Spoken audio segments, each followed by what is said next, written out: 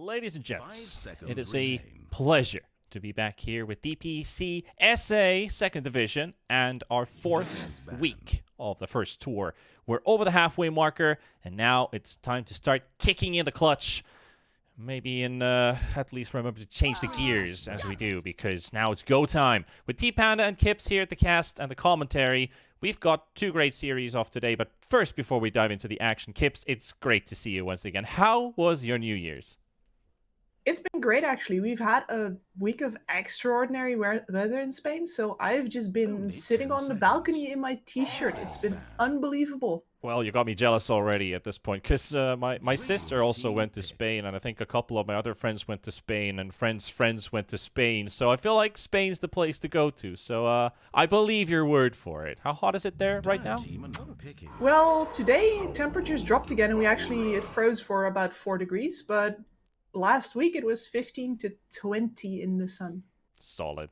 That's pretty nice. I'm pretty jelly about that. We're minus 10 here in Finland right now, and wherever you're watching from right now, we are heading over to SA with an evening game.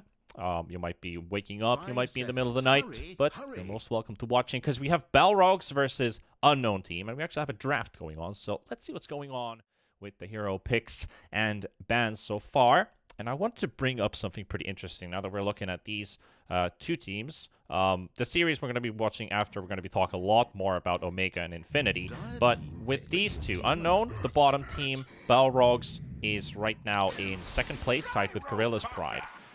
You want to know what an interesting statistic I actually found? This is from Spectral's statistics website. Balrogs has the highest map pings average of 290 per game, and the lowest is on Unknown side, 145. What do you think about that? Interesting. So that's double. Usually high pings are usually drilled up by like one player pinging a lot. It's like, for example, Isis Ice. There's players who basically communicate through pings. They say nothing, they just ping everything. If you have 2 of them, which Balrogs probably does, then I can see you ending up in a spot like that. And I guess Unknown has none of them. Yeah, Unknown has exactly half, so 145 times 2 is the same number that Balrogs has right now. So you can almost start to think about 290 pings is almost the same amount of actions per minute average for an average Dota player. So think about if that was one guy, all of his actions inside a game is just literally spamming ping. So that works. 5 seconds remain. Also entirely possible. Also another interesting thought here. Balrogs, they decided to pick up the Radiant side. Even though Unknown, they only have 1 map victory so far. During the course of this series, maybe even map 2, would they decide to take Radiant for themselves? Because Balrogs has a 33% win rate on Dire, so that's already further on into the future. Something we might look at. But let's talk heroes, Kips. We have an OD first pick. Let's talk heroes. And a lot of stuns on the board. We do, yes. An interesting opener, honestly. I'm usually expecting OD later on in the game, where you can actually get a laning matchup that you can abuse and then push through, of course, with the Meteor Hammer. It also usually invites Lina picks. And honestly, after the China matches I've been watching, I was expecting Lina to be in every single game. And I might be right still, but to not see her picked up after an OD is interesting, because she's usually very good follow-up for him, and she wins every single lane she is in right now. Yeah, Lina is not that contested, actually. Only 6 hero picks so far, 2 bans. But yeah, it's very surprising because, like you said, China, they love picking Lina. I think in even Europe, they like to pick Lina from time to time. So not as meta as compared to China, because I feel like that's their number 1 to go-to hero alongside Tinker. Those 2 seem to be very, very popular in the region.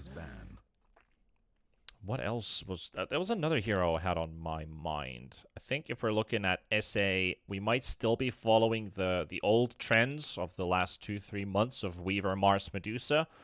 And, well, Medusa's banned. Weaver and Mars are in the pool, though. 10 seconds. I don't see a Mars. I guess Unknown Team would be interested in not having it over on Balrogs. Mars messes up Gyrocopter pretty royally. The reason why I bring them up is they have been in every single 36 games so far, either picked or banned. So Yep. this would be the breaking point. A sudden shift. Well, Weaver would fit perfectly with Unknown here. You already have a support with a lot of mobility who can stun. Your Gyrocopter really likes having AoE minus armor onto everybody. The bugs are still broken. And of course, if you're doing all eggs in the one carry basket, then the Weaver Aghanim's, where you will indubitably end up, fits excellently as well. So would not be surprised to see Unknown's team still going for it here. Yeah, could be. Balrogs also, if they do put this Abaddon either into offlane or post 5, they could put ZXCA, who has been playing Weaver before. It's actually his most played hero. He's played 4 games so far, 75% win rate, which is pretty decent. I don't think it still looks like a bad pick because the Centaur's out there, and he's the only one who's reliably going to be catching it with the Blink stun. So he's got, I think the Weaver's got a lot of free roam.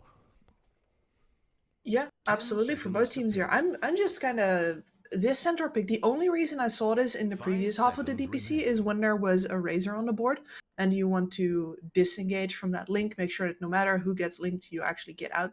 Not successful in any other situations, but here they're just straight up picking it without even knowing their matchup as well, which can be very rough for a Centaur these days, because he's not one of the Helm of Iron Will builders, so he doesn't get that natural armor boost, really, into his own builds. You usually go for a Vanguard into Blink. I'm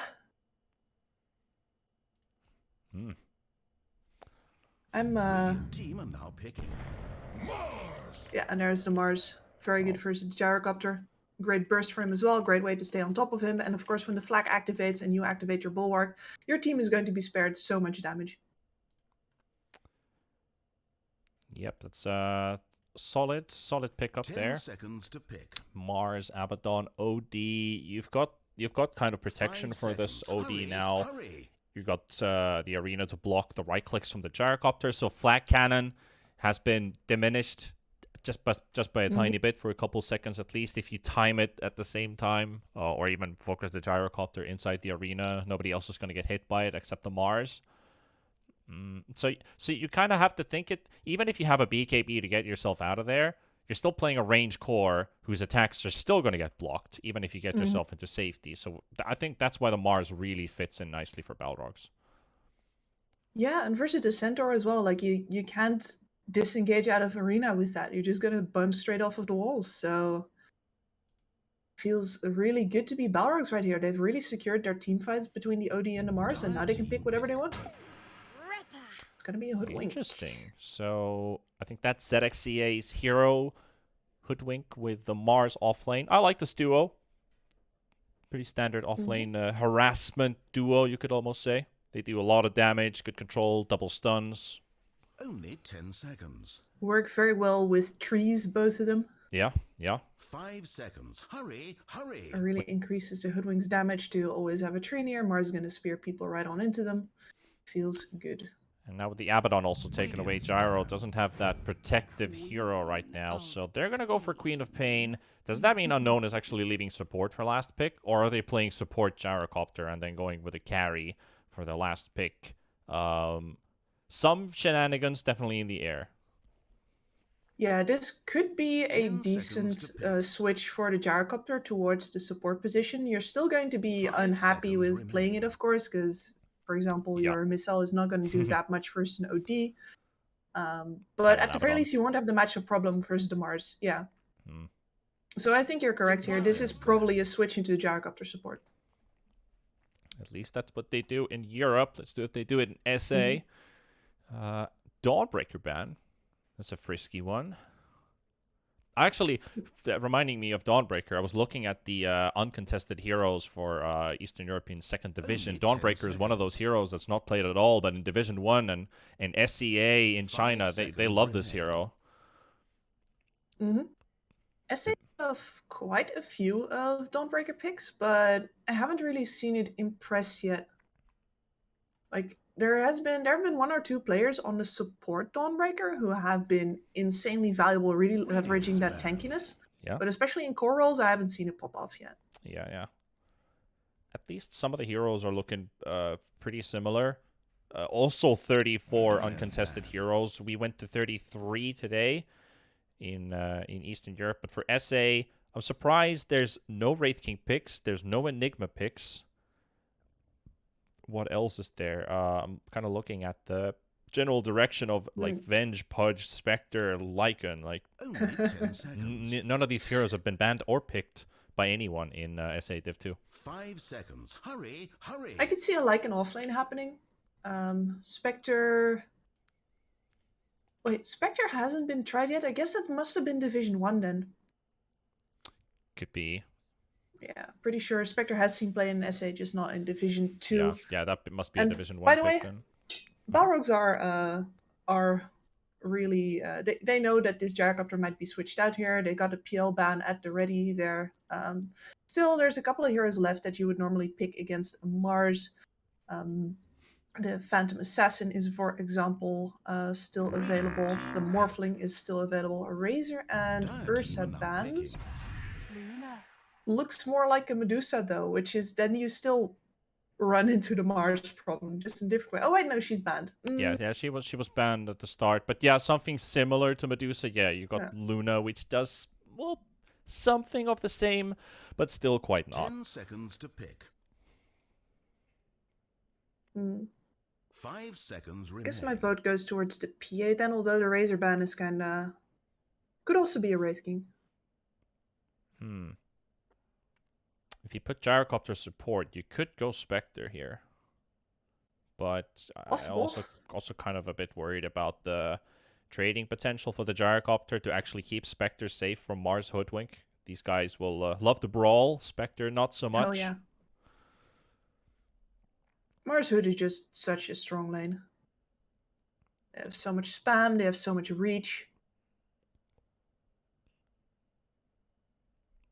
Gonna take it all the way down to the final seconds. Unknown randoming a hero, not necessarily. Yeah, they go with the PA. You were right on that one. So we get ourselves a Phantom Assassin as the carry for Unknown. That also means that Feeling will be popping the support Gyrocopter. Moonlight on Earth Spirit Soul with the Quap offlane Centaur.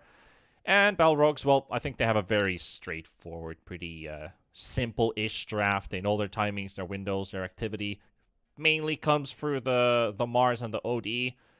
Can the Mars make some space for the OD to make space for the Luna, and then they basically end the game with Luna. Technically, that's the game plan for Balrogs. What do you like about Unknown's draft, though, Kips? Or is it like Very good engagement. They have very good jump. So between the Earth Spirit, the Centaur, the Queen, and actually the Phantom Assassin as well, if they have good vision this game, they can really pick and choose their targets. It's going to be hard though to not fully engage for them, because if Robo-Z is in position, you can always save the first target and then counter engage with the Mars, for example. So whoever Unknown team decide to go on with all of the jump, they really need to make it last, because otherwise they're going to be engaged into a fight where Balrogs definitely have the team fight advantage. But they certainly have options. I'm just worried about this Centaur pick, really. I haven't really seen it work out in any way but against the Razor. And or if you really snowball off and you get to play up front with it, be really tanky, be a thorn in people's side, and just attract all of the attention, which is not a playstyle I've seen anyone but, I guess, Tavo pull off, and he's only very recently switched to it. Yeah. Centaur is actually sitting in a pretty good win percent right now in terms of the division. 10 picks, 70% is actually pretty high for a win rate. So if numbers are to be trusted, Unknown has a pretty good draft in terms of numbers on their end. The rest, they really need to just bring out in skill. And talking about skill, Balrogs has plenty of that to share. So this is going to be a difficult challenge, nonetheless, for Team Unknown. If they want to look for their first victory, this would be the one to do it, because you're sitting at 0-4. One victory might be enough to push you into 6th place and fight for a tiebreaker. But if you lose this one, it does look like you're indefinitely out of the 2nd division. So there's something at stake. Balrogs with a win, they would go to 4-1. Still not as pristine as Infinity, 4-0. But outside of that, still keeping them up in the potential second spot for the upper division. They're looking pretty good. They have been looking pretty hot for the last 3 weeks. Have they kept up that tempo? What do you think, Kips? Do we get a 3-map series out of this one? Is Unknown capable of stretching it out with this first map? I'd be surprised. I've seen Balrogs, I mean, I've seen them qualify through the open qualifiers first off, and they looked very mentally strong as well, because they had to cede to the first qualifier spot to Wolf Team.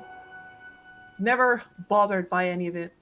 And especially RoboZ has been an absolute beast. Really enjoyed watching him play.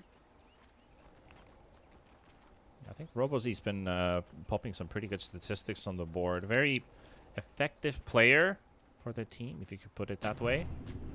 Mm-hmm. Let me see if I can bring some more accurate numbers of him as soon as we get this mid matchup rolling out with Soul and RoboZ co-op with the OD. We've seen some ODs more and more frequently being picked into this mid lane. So looking at RoboZ, he's got some pretty good numbers here to prove up for himself. 622 XPM averages, 63.8 last hits at 10. So talking about a mid hero with OD, for example, if you hit to like 60-70 CS, that's okay. But with the OD type hero, pick up an early meteor hammer, get that early push going on, can be very valuable for your team. And he is really going all in on the trading with this squad, who has a dagger level, which is going to be a little bit of a nuisance for OBZ here, but he's got the Essence Flux, he's got the Arcane Orb. And he's just making sure he can secure all of the last hits, and he's just tanking whatever Soul throws at him right now. Arcane Orb is a pretty scary ability these days, especially considering how well OD scales and how good of a Roche hero he actually is. I think it was one of the Division 1 games in Europe that was going on a couple days ago, where OD was just slapping Roche for like heavy percentage per right click.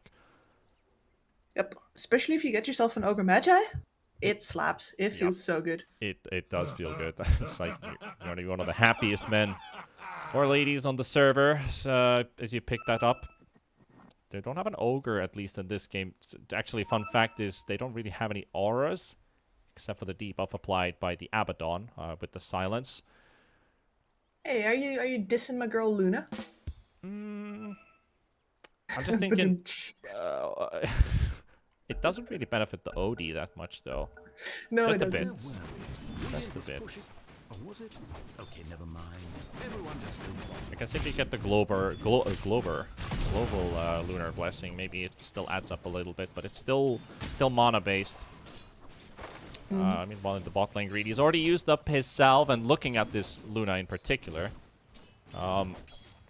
pretty surprising that the Abaddon and the Luna actually get themselves a free first wave. Well, it's already scored a first blood. Ouch. In the trees, against the Hoodwink.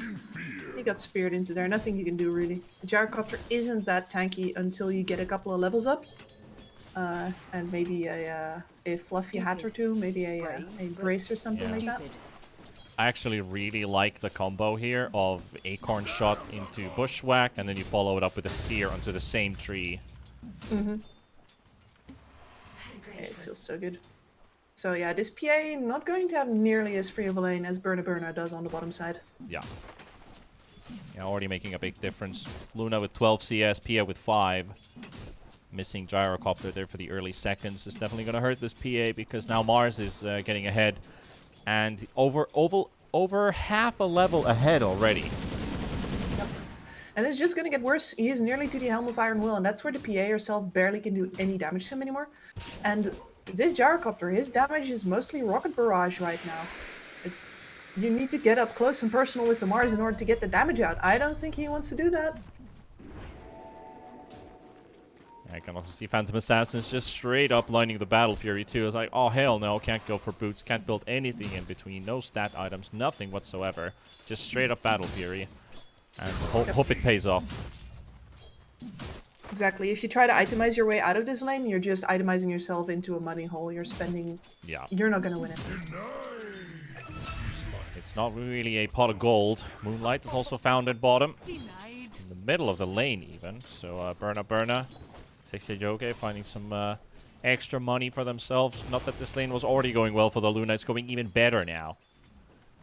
Yep, and this is what I was worried about with the centaur pick blind, is you just leave yourself open to, well, whatever the enemy wants.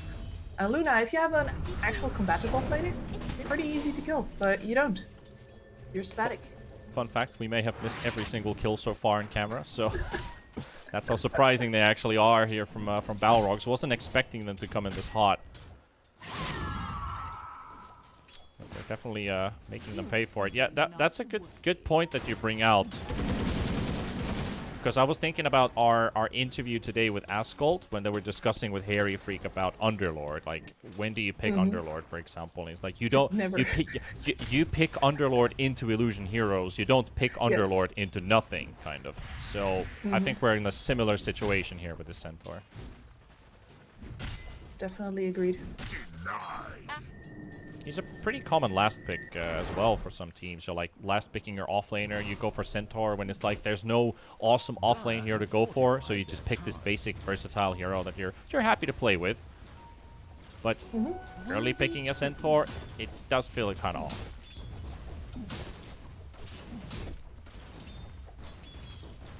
He lives this one. If he jukes. If he jukes, that is. Well, got his regen up, but still not enough. Burna's second kill even forces the Earth Spirit to show up again a bit too late for the party, though. Abaddon goes all the way back home. Very strong first 5 minutes from Balrogs, already 1,000 gold up ahead. And now you get into the position where once his Quap hits level 6, she really wants to rotate, help one of these side lanes out. But that's precisely when the Meteor Hammer on the OD is going to come in, and she's going to start losing valuable HP on her mid tower. It's going to hurt one way or another. Balrog's going to squeeze them. It does. And Robozy also with the Arcane Orb, he's able to destroy the potential 10-minute catapult as well in just a matter of seconds because he just does so much pure damage to it. Wop doesn't have that capability for it. Bushwhack onto the PA. Draken goes in for the spear. Bit of harassing damage there. 13 stick charges picked up too. Action rune on the bottom half though. At least this one goes for soul. Maybe you can do something with it. Not necessarily right away, but maybe later on. So ideally the option for Soul here is to not rotate and get a kill over onto this OD, but I think he needs the help of at least one support for that. And Moonlight already made his way back to bottom where the Centaur really can't lane. He's just, he's pulling three people in the top lane, and Abaddon is also here. They just felt easy leaving the Luna all by himself.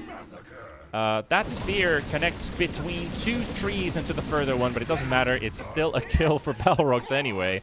I mean, I'm wondering, how do you manage to miss the trees in there? There's just a sentry ward in between, Argus but they found the PA. Argus, double kill for the Mars. Yeah, they're celebrating.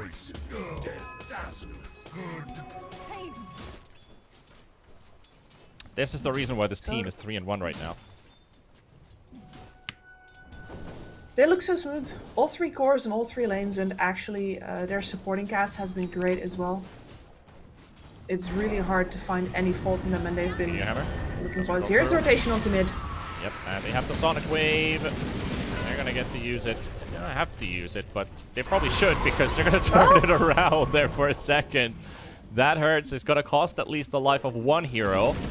The XA got the chase on the gyrocopter, feeling dropping low. They've got the Stampede Soul once they get the right click damage out of that one, but he's also going to push back into the tree. He's down to 20 HP. Quickly goes for the blink out, and he is safe. But that was a bit risky. Good. Teams Unknown realizes that they don't want to leave that mid lane, and Balrogs recognize that at pretty much the same time. And that does leave RoboZ now with a wave to push an opponent who's not going anywhere. And he'd really like to start hitting that tower, but now the Quap's not going to go anywhere. Also, Luna was moving away from the lane momentarily. He finds the Centaur in the jungle, steals every jungle last hit from him making the Centaur feel even more miserable.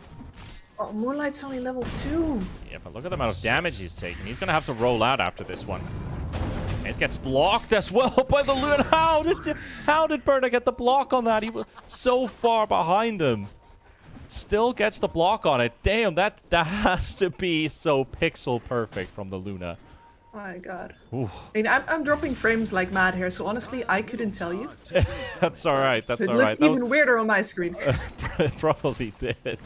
The Luna was literally like 2 yards behind the target and still somehow managed to block the roll. And now Greedy is also in trouble, down to 380 HP. Not enough for a kill, but Burn able to push him away. ZXCA has also rotated here with the Hoodwink.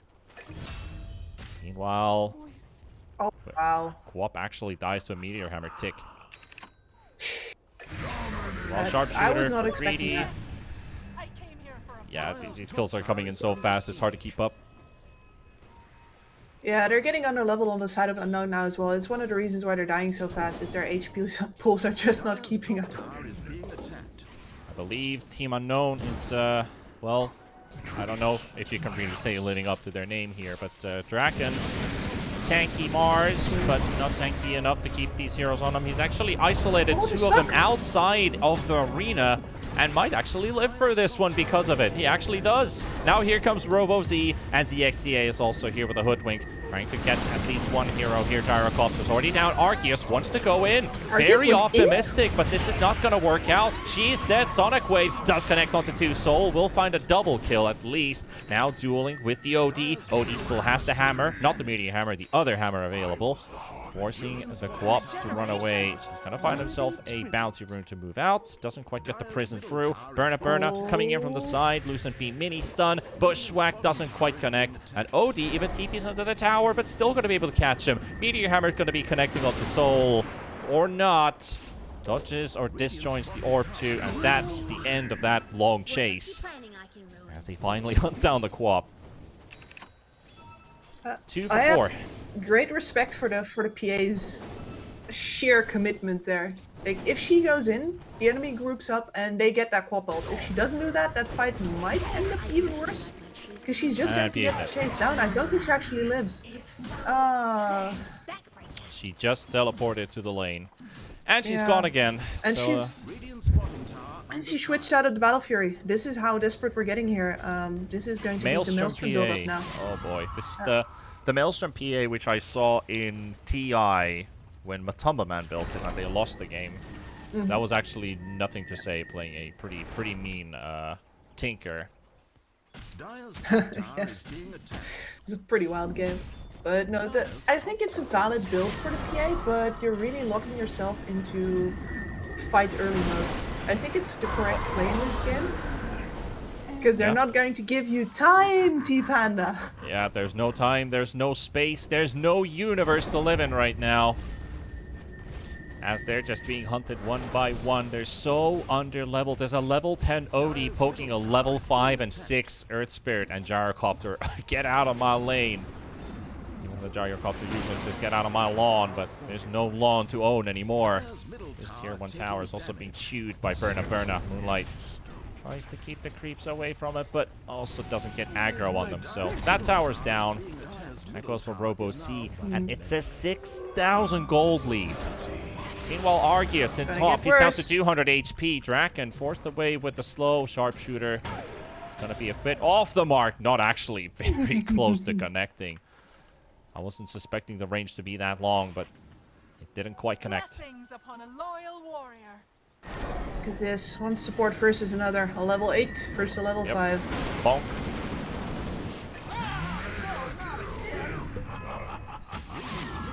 Well, has to be the most one-sided game I've seen in DPC so far, but it's definitely a showing from Balrogs that they came prepared, they're ready.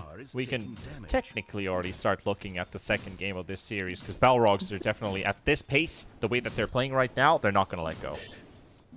Yeah, and it feels so rough to say, right? But I've seen this team snowball before, and especially I want to highlight here Burna, who's been playing Razor for most of the start of this DPC. This man is a tempo player. He doesn't sit back and farm unless he knows that his team absolutely does not need him whatsoever. He showed up to that mid fight as well, and he's going to keep on showing up. There's no way that Team Unknown gets left on alone for long enough. Yeah, I guess that's a nice variation as well for a Luna player to be playing more active with the team instead of just sitting in the jungle and farming when you're up ahead the opponents. So really, really participating with the team. Quap, first item BKB. Ogre Club has been built very far away from the rest of the pieces, but it's something because I feel like Quap is being hurt by magical damage right now. So if that BKB works out, it does buy Unknown some time to still keep them in the game. It does. And he has the full levels in the Scream of Pain now, so this is where his farming speed is going to start kicking off, but he's really the only one who can make plays right now. The Centaur does have a Blink Dagger, but I think that if he goes in, the OD just absolutely shreds him. Yeah, unless they shred the OD first, which is an option, but Abaddon is also there to save him. Having such a lead like this really makes your Abaddon players smile that this game is so easy for me to play now, right? This is such an easy Abaddon game for him. Yeah, normally when you're behind as an Abaddon, you need to start scouting, you need to throw your body at people, like get information with your borrowed time and hope they don't punish you for it. And now you can just sit behind his cores and be a walking fountain. This is how I love to play Abaddon. The good old Soul Ring days. You just sit behind him with your tranks. Spam out your spells. Spam your spells and keep your teammates alive. The main role the Abaddon was... Yeah, the main role the Abaddon was created for. Just chill. Kind of like playing a hunter with a pet in a role-playing game, you know. You send them in and get a cup of coffee. Yeah. Cigar. Close, but no cigar. At least into the Roche Pit they go, and they're contesting it. Unknown is actually prepared for it, but ZXCA does bite. Oh, look at that. Look at that. What a beautiful bushwhack. That's one gone. That's... Never mind. Moonlight actually rolls out of the arena. Still doesn't matter. They're inside the pit to continue this Roche down. And, well, we found the enemy ward, but we paid the gyrocopter's life with it. There's still a hammer to be worried about. I do think that they could have gone for more there. Honestly, the ult spent there for just a gyrocopter kill. I think there was an opportunity for Unknown there, but it's hard because you lost the only hero that you're willing to throw in order to get information, and now you can't see anything anymore, and you're fighting under a Radiant ward. It's a hard call to make. Now they can just take over the enemy jungle, start just passively pushing in these lanes, start to take towers down. Get some good benefit out of that Aegis. Ooh, very nice preemptive pushback attempt there from ZXCA, but the stun from the Centaur will connect onto the OD. They also got themselves the Magnetize on the back line. It's connecting onto a couple. Hoodwink trying to take a duel versus Moonlight. Moonlight really desperate for this kill. He's even throwing in more and more remnants to try and get that one. They have already lost their Centaur. And Moonlight is also out. He couldn't quite finish off the Hoodwink, so that's just one hero out. And Unknown, well, he's going to be back up in 20 seconds at least. Trying to haste. He's found the gyro. Hello. Oh. Well, we have a saying in Finland that your accuracy is so bad that you can't even hit the barn door.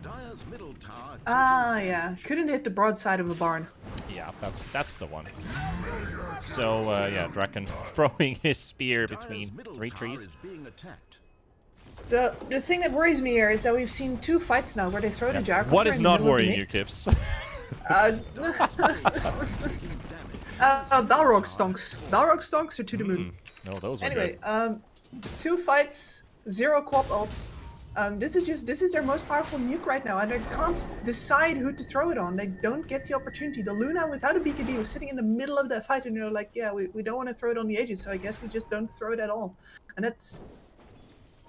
You gotta get something done when you fight. You can't just walk up there or bait out the fight and decide that you don't want it after all. This might be it. The low HP Mars. Rocket is on its way. Rocket to the moon. Here comes Soul. hunting down this Hoodwink, and Still 6 alive. coming up with a heal, but the Sonic Wave is now used onto 2. They finally get the support out of the way. Feeling is the one to get the money for it. Now onto Draken, misses the bonk. Moonlight with Soul, another armlet dodge coming out as well. The Stampede is there, and they finally surround the Mars to get the kill. The OD hammer on as well onto 1. That's going to be 3 going down. Moonlight, Arceus, they're disengaging from it. Unknown making it a 2-for-1 at the cost of a Centaur. Sadly, the money goes for the Gyrocopter, but kills are still kills, and they need more of them. Where's my pension? That was probably the best possible outcome for Unknown. Very good read on the fact that the enemy team was completely split up there, but it takes the Mars so long to die still. Bless you, Oh, Soul. it's so perfect. That's the way the OD thanks for this one. Out of there. Now they can push mid. Yep, that's an Aegis Luna on your high ground. No matter how hard you tried. I mean, it was always going to end up here, wasn't it? Pretty much. Burna is so huge. Like, he's skipping the BKB. He doesn't care. He's getting a Scotty. Tries to deny the tower. Doesn't quite work out, but still, these glaives, they're even chewing the tier 4 towers for a bit of damage. One glaive is doing about 3 damage, though, so at this pace, they're safe. It's going to take them quite a while, but those mid-racks, they're not as fortunate. Unknown, smoking in from the side. Already got themselves a speared Argus. And that's just how fast it just all comes apart. Feeling is also trying to move away. Not as lucky. Oh, no. Robozy, he's already got the prison connected. And Centaur's gonna get speared up, pinned onto the wall. Moonlight going for another, trying to escape out of this one. Burna. He needs one more good Lucent Beam, but he's not gonna get it this time. So they are moving out. And still keeping their eyes on the prize. Potentially the tier 4 towers even. Yep, looks like they could potentially start looking at ending the game. They would like to have some more This is creeps a in DD place. Quap and she can't do anything. She Sonic goes Wave in, is she ready. dies. Blink Stun is ready. Quap's Sonic Wave is ready. Arceus. He's got Maelstrom. An Ogre Club. 500 gold short for the BKB. Balrogs, they smoked up right outside of the base. Even if they know they're there, they don't know where exactly. Again, the OD. How does he get these? Bushwhack on 2. Gyrocopter pinned down on the low ground. Moonlight attempting to make an escape for it, but those those glaives, they really, Aegis really is timing hurt out. as well. Greedy finds the stun onto the Luna, and there's the Aegis expiring. They've waited for its soul, looking for the Sonic Wave, but no Quap ulti, not today, not in this game. GG is called. 20 fast minutes have passed, and Balrogs will take the first one out of this best of 3. Clinical. Really. Cool.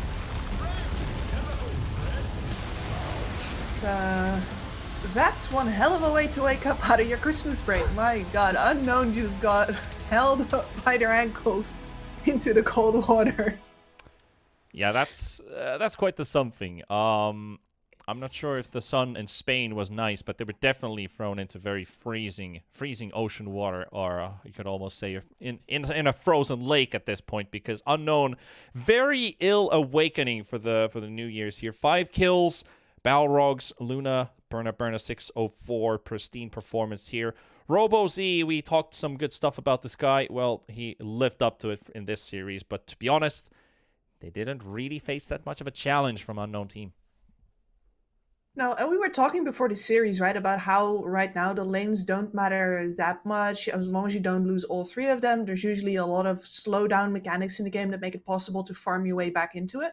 But Unknown lost all 3 of their lanes, and I think that's just really partially down to the draft. The Centaur pick didn't give them a good chance. The Gyrocopter flex pick was read very well by Balrogs.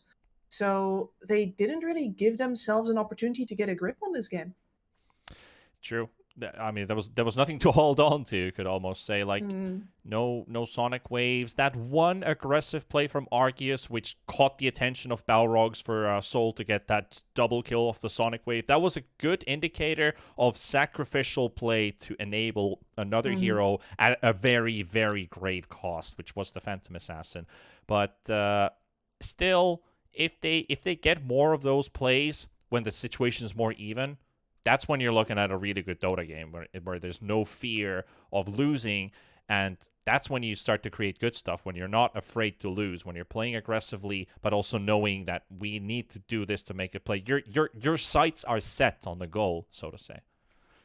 Yeah, and I think this is an indicator that Unknown Team is capable of doing that, but they got to give themselves that chance first. Well, another chance has been given. The series is 1-0. We're going to go to map number 2 after the break, so see you soon.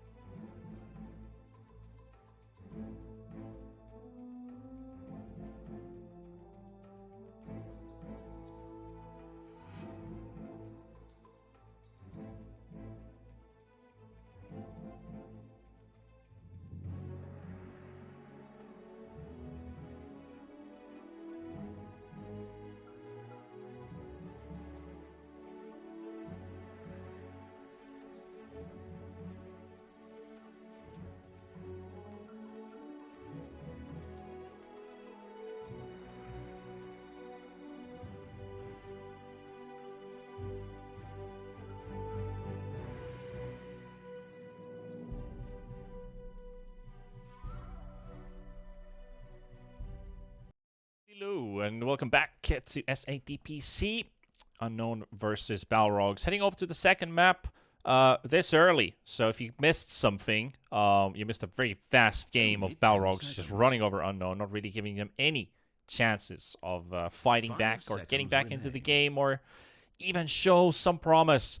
So what happens now is, well, you can almost say the time to shine, because Balrogs is not gonna go easy on you. We just saw what they did to Unknown. They will slaughter you. They will massacre you. They will leave nothing left for your family and your friends to tell. So if you're gonna fight back, now's the time to do it, Kips. Yeah, it's not going to be an open coffin funeral anyway, so just go all out. All in seems like the strat to go for too. So I wonder if the draft is going to be any different. If we still quickly recap from the first game here, Unknown weren't actually even getting any benefit out of the laning stage. Like, we're already 1,000 gold behind on the 5-minute marker. What would you think is key for them in the very first seconds of the laning stage? What needs to click for them to have an even chance in the lanes? Honestly, a lot of it is down to the draft this time around. I think they were in a corner by the time they picked a PA already. No really good outs here. So what needs to happen if you're this far behind, if you're trying to beat a team that you know you have no real chance against, like, first thing you gotta do is just get to play the game. What we saw Unknown do was not play the game. They didn't get to do anything. So make sure that you actually at least go equal in the lanes, draft for just the lanes if necessary. And then you can find out after if you actually got things to do with the leverage you now have. But as things stood like this, they had no options whatsoever. Well, let's see if this is the draft to pull it off. And talking about waking up, we have an IO pick already going on. So if we're looking at the draft here, and we have made sure that we're not installing Riot launchers and not the wrong MOBA game. And getting back to Dota, IO still capable of being pulled out into any combo, and now we're actually going to look at Balrogs playing on the Dire side of the map and their 33% win rate on Dire. So if Unknown is going to win, it's not even draft dependent. It is draft dependent, but I just want to look at, if you're playing Radiant and you have a low win percentage on Dire on your opponent's side, you've technically won half a game. Shot at least, and especially with the IO here, which is Moonlight's most played hero. So this is very, very much a signature pick for Unknown, and this is their captain saying, "We're playing my hero right now, right this game." Of course, Balrogs immediately pick up the Grimstroke Void Spirit. The Grimstroke, the Soulbind is excellent versus an IO who's always going to be in Soulbind tether range, pretty much, of his target. And then the Void Spirit, which is an excellent IO hunter, and it's very hard for IO to have a good enough game that he doesn't get immediately blown up by the Void Spirit. And well, Spirit Breaker IO though, this is fun. This is fun. They're gonna go brawling. I like this. Well, brawling is the way to go. Spirit Breaker's a great hero pickup. One hero that's been looking really hot in the last few weeks. The hero that was completely ignored in TI and now being given a lot of love. I wonder what they're going to do to Spirit Breaker with the coming patch in a few weeks. I'm not sure if they're going to do it pre-major or post-major before the second tour kicks off. But this Spirit Breaker hero, at least in the current meta, he's really good against Grimstroke right now. And I think we talked with Harry that he's also a Pango counter, because if you have an Aghanim Spirit Breaker, your stun will hit a Rolling Thunder Pango first. So that instantly makes Spirit Breaker better hero than a Pango. So there's that. But he's already looking good with the current matchup. Yeah, I think the thing I've seen suggested most is a nerf to the Bulldoze, which is, on one hand, I agree that would be the easiest way to stop making him overpowered, but that's not the way that usually things have been nerfed in Dota. Like, you nerf the already weak aspects of the hero and make him more imbalanced, if that's a good way to say it. So I'm not sure if they're going to go for the Bulldoze. Like, the fact that he just runs around, maybe he should deal less damage instead, for example, because his disables aren't that good, his team fight isn't that good. It's just the problem that he can snowball out of control right now, even from a support position. Well, what about this ban sector, though? Kind of looking at what are we going to be going for. more core bans, and already got supports technically on unknown side, unless they put a +3 Spirit Breaker. IO still needs a pair. I would kind of like to see the IO as a 5 in this case, because I don't like IO Spirit Breaker as a duo. No, you don't like the dual lane? No, I don't know. There's something that tells me no. I mean, you could put IO 4, Spirit Breaker 3, or but that's the only way you can actually lane them. So IO. But are you even a play-by-play? I mean, does the IO get the movement speed of the Spirit Breaker? No, because it breaks the speed barrier, or basically the speed limit. He goes decently fast, but he can't keep up. Yeah, he can't keep up. It's not as stupid as it was. Yeah, imagine if it was a double race car just running around the map. Probably used to be the terrain walking, right? In that case, IO Bloodseeker would be a fun combo, because the IO would have to follow the Bloodseekers every single click to like a 1,000th of a second to keep up with the reactions without breaking the tether. It's a hectic chase. Enjoying the bans here, by the way. There's a bunch of really good signature heroes for Balrogs being removed. The Timbersaw is going out. The Burna Razor is getting removed. And over on the other side, they're banning the Nyx. We saw the Nyx first phase banned in the previous game as well. More of a protection for the OD, but I think teams are waking up to the fact that Nyx is good, actually. And they just decide to not deal with him. Nobody wants to deal with Nyx. Yep, easy removal at least. Nyx is pretty annoying. 10 seconds to but pick. Surprising, yeah, I'm actually surprised that they do end up banning Nyx Assassin. It's kind of like, it does speak comfort, respect level of a ban. Yeah, you can't play Void Spirit into Nyx Assassin. And then actually you also can't play Ember Spirit into Nyx Assassin. You can't really play Quap into Nyx Assassin. You can't really play OD into Nyx Assassin. And then most of the mid laners of this patch are gone. Yeah.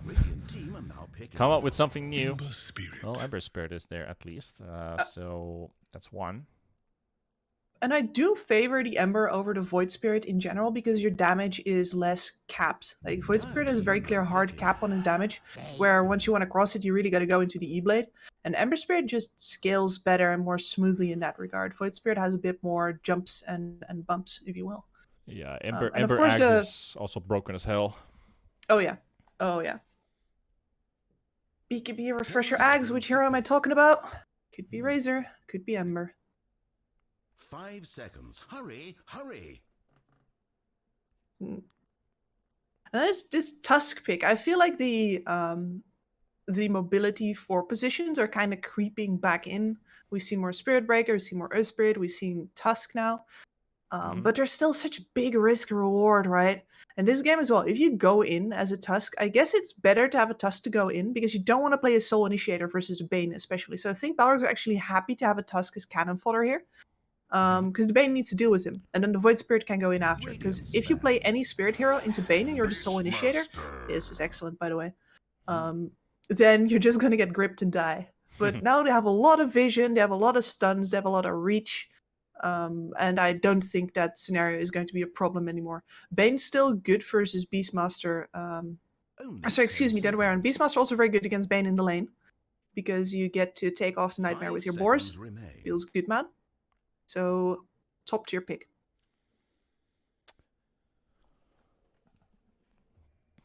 Grimstroke Beastmaster double roar. Tusk also being able to move the Beastmaster closer. You've got vision from the Hawks. Void Spirits. Yeah, very run at you lineup with Balrogs. You've got 3 heroes that just show up out of nowhere. It makes the Grimstroke's life also easier with Soulbind. And the slows and the ink swells. There's a lot of good ink swell targets too. You could ink swell snowball into roar. Like, you can just combo somebody to death without them getting able to recover from the stun. Some very cool stuff. Bane is not enjoying this game. This is not for a Bane enjoyer. No, it is not. I mean, do Bane players even enjoy things, honestly? I think they just take delight in the suffering of others. I mean, have you ever heard Bane G's on YouTube? Yes. that is the epitome of Bane enjoying, for sure. Ooh. Ursa Medusa, Phantom Lancer. Yeah, these all kind of add up together. Still carry missing for Balrogs. Also the last pick too. They've got a lot of physical damage buff. Attack speed buff. Dominator also putting extra damage. You got life steal. What would you pick here for Balrogs? Because, you know, like there's a lot of right-clicker options that benefit from life steal here. Yeah, I'd honestly say that another Luna would be just fine if they want to keep up the pressure, keep up the tempo. Yeah, I also kind of like the idea of bringing out a Luna. I was thinking Troll as well. I think like Troll just gets a huge early buff. I'm not too sold on Troll right now. I think Troll is especially good to get yourself out of really bad laning situations, because Troll still wins most of his lanes, even when he's completely, or when any other hero would be completely outmatched. Here, by the way, I think we glossed over something. The Spirit Breaker is definitely a core. And it leaves a lot of pressure, well, on this Luna here. This is a good, well-rounded lineup, though. And Io Luna farms really fast. The Io can also make plays together with the other heroes. It's not like you're just going to be farming with that Io. You have a good setup for global abilities with that Bane. Ember Spirit has a lot of reach. Spirit Breaker. You can make plays with his lineup. You could. I think this is miles better than a previous draft. Yep, I agree. And not the Spirit Breaker. I mean, we did kind of touch upon the subject of the IO. If the IO is a 4 or 5, Spirit Breaker being a 4 or 3 in that case. So yeah, Bane Spirit Breaker lane. Unless they still go IO Spirit Breaker and then put Bane with the Luna, which is also another lane duo you could go for. But we'll see. We'll see what they decide to go for in the end. 30 seconds for Balrogs. Still plenty I think of... their Luna Yeah, I think their Luna's they gone. gotta take now.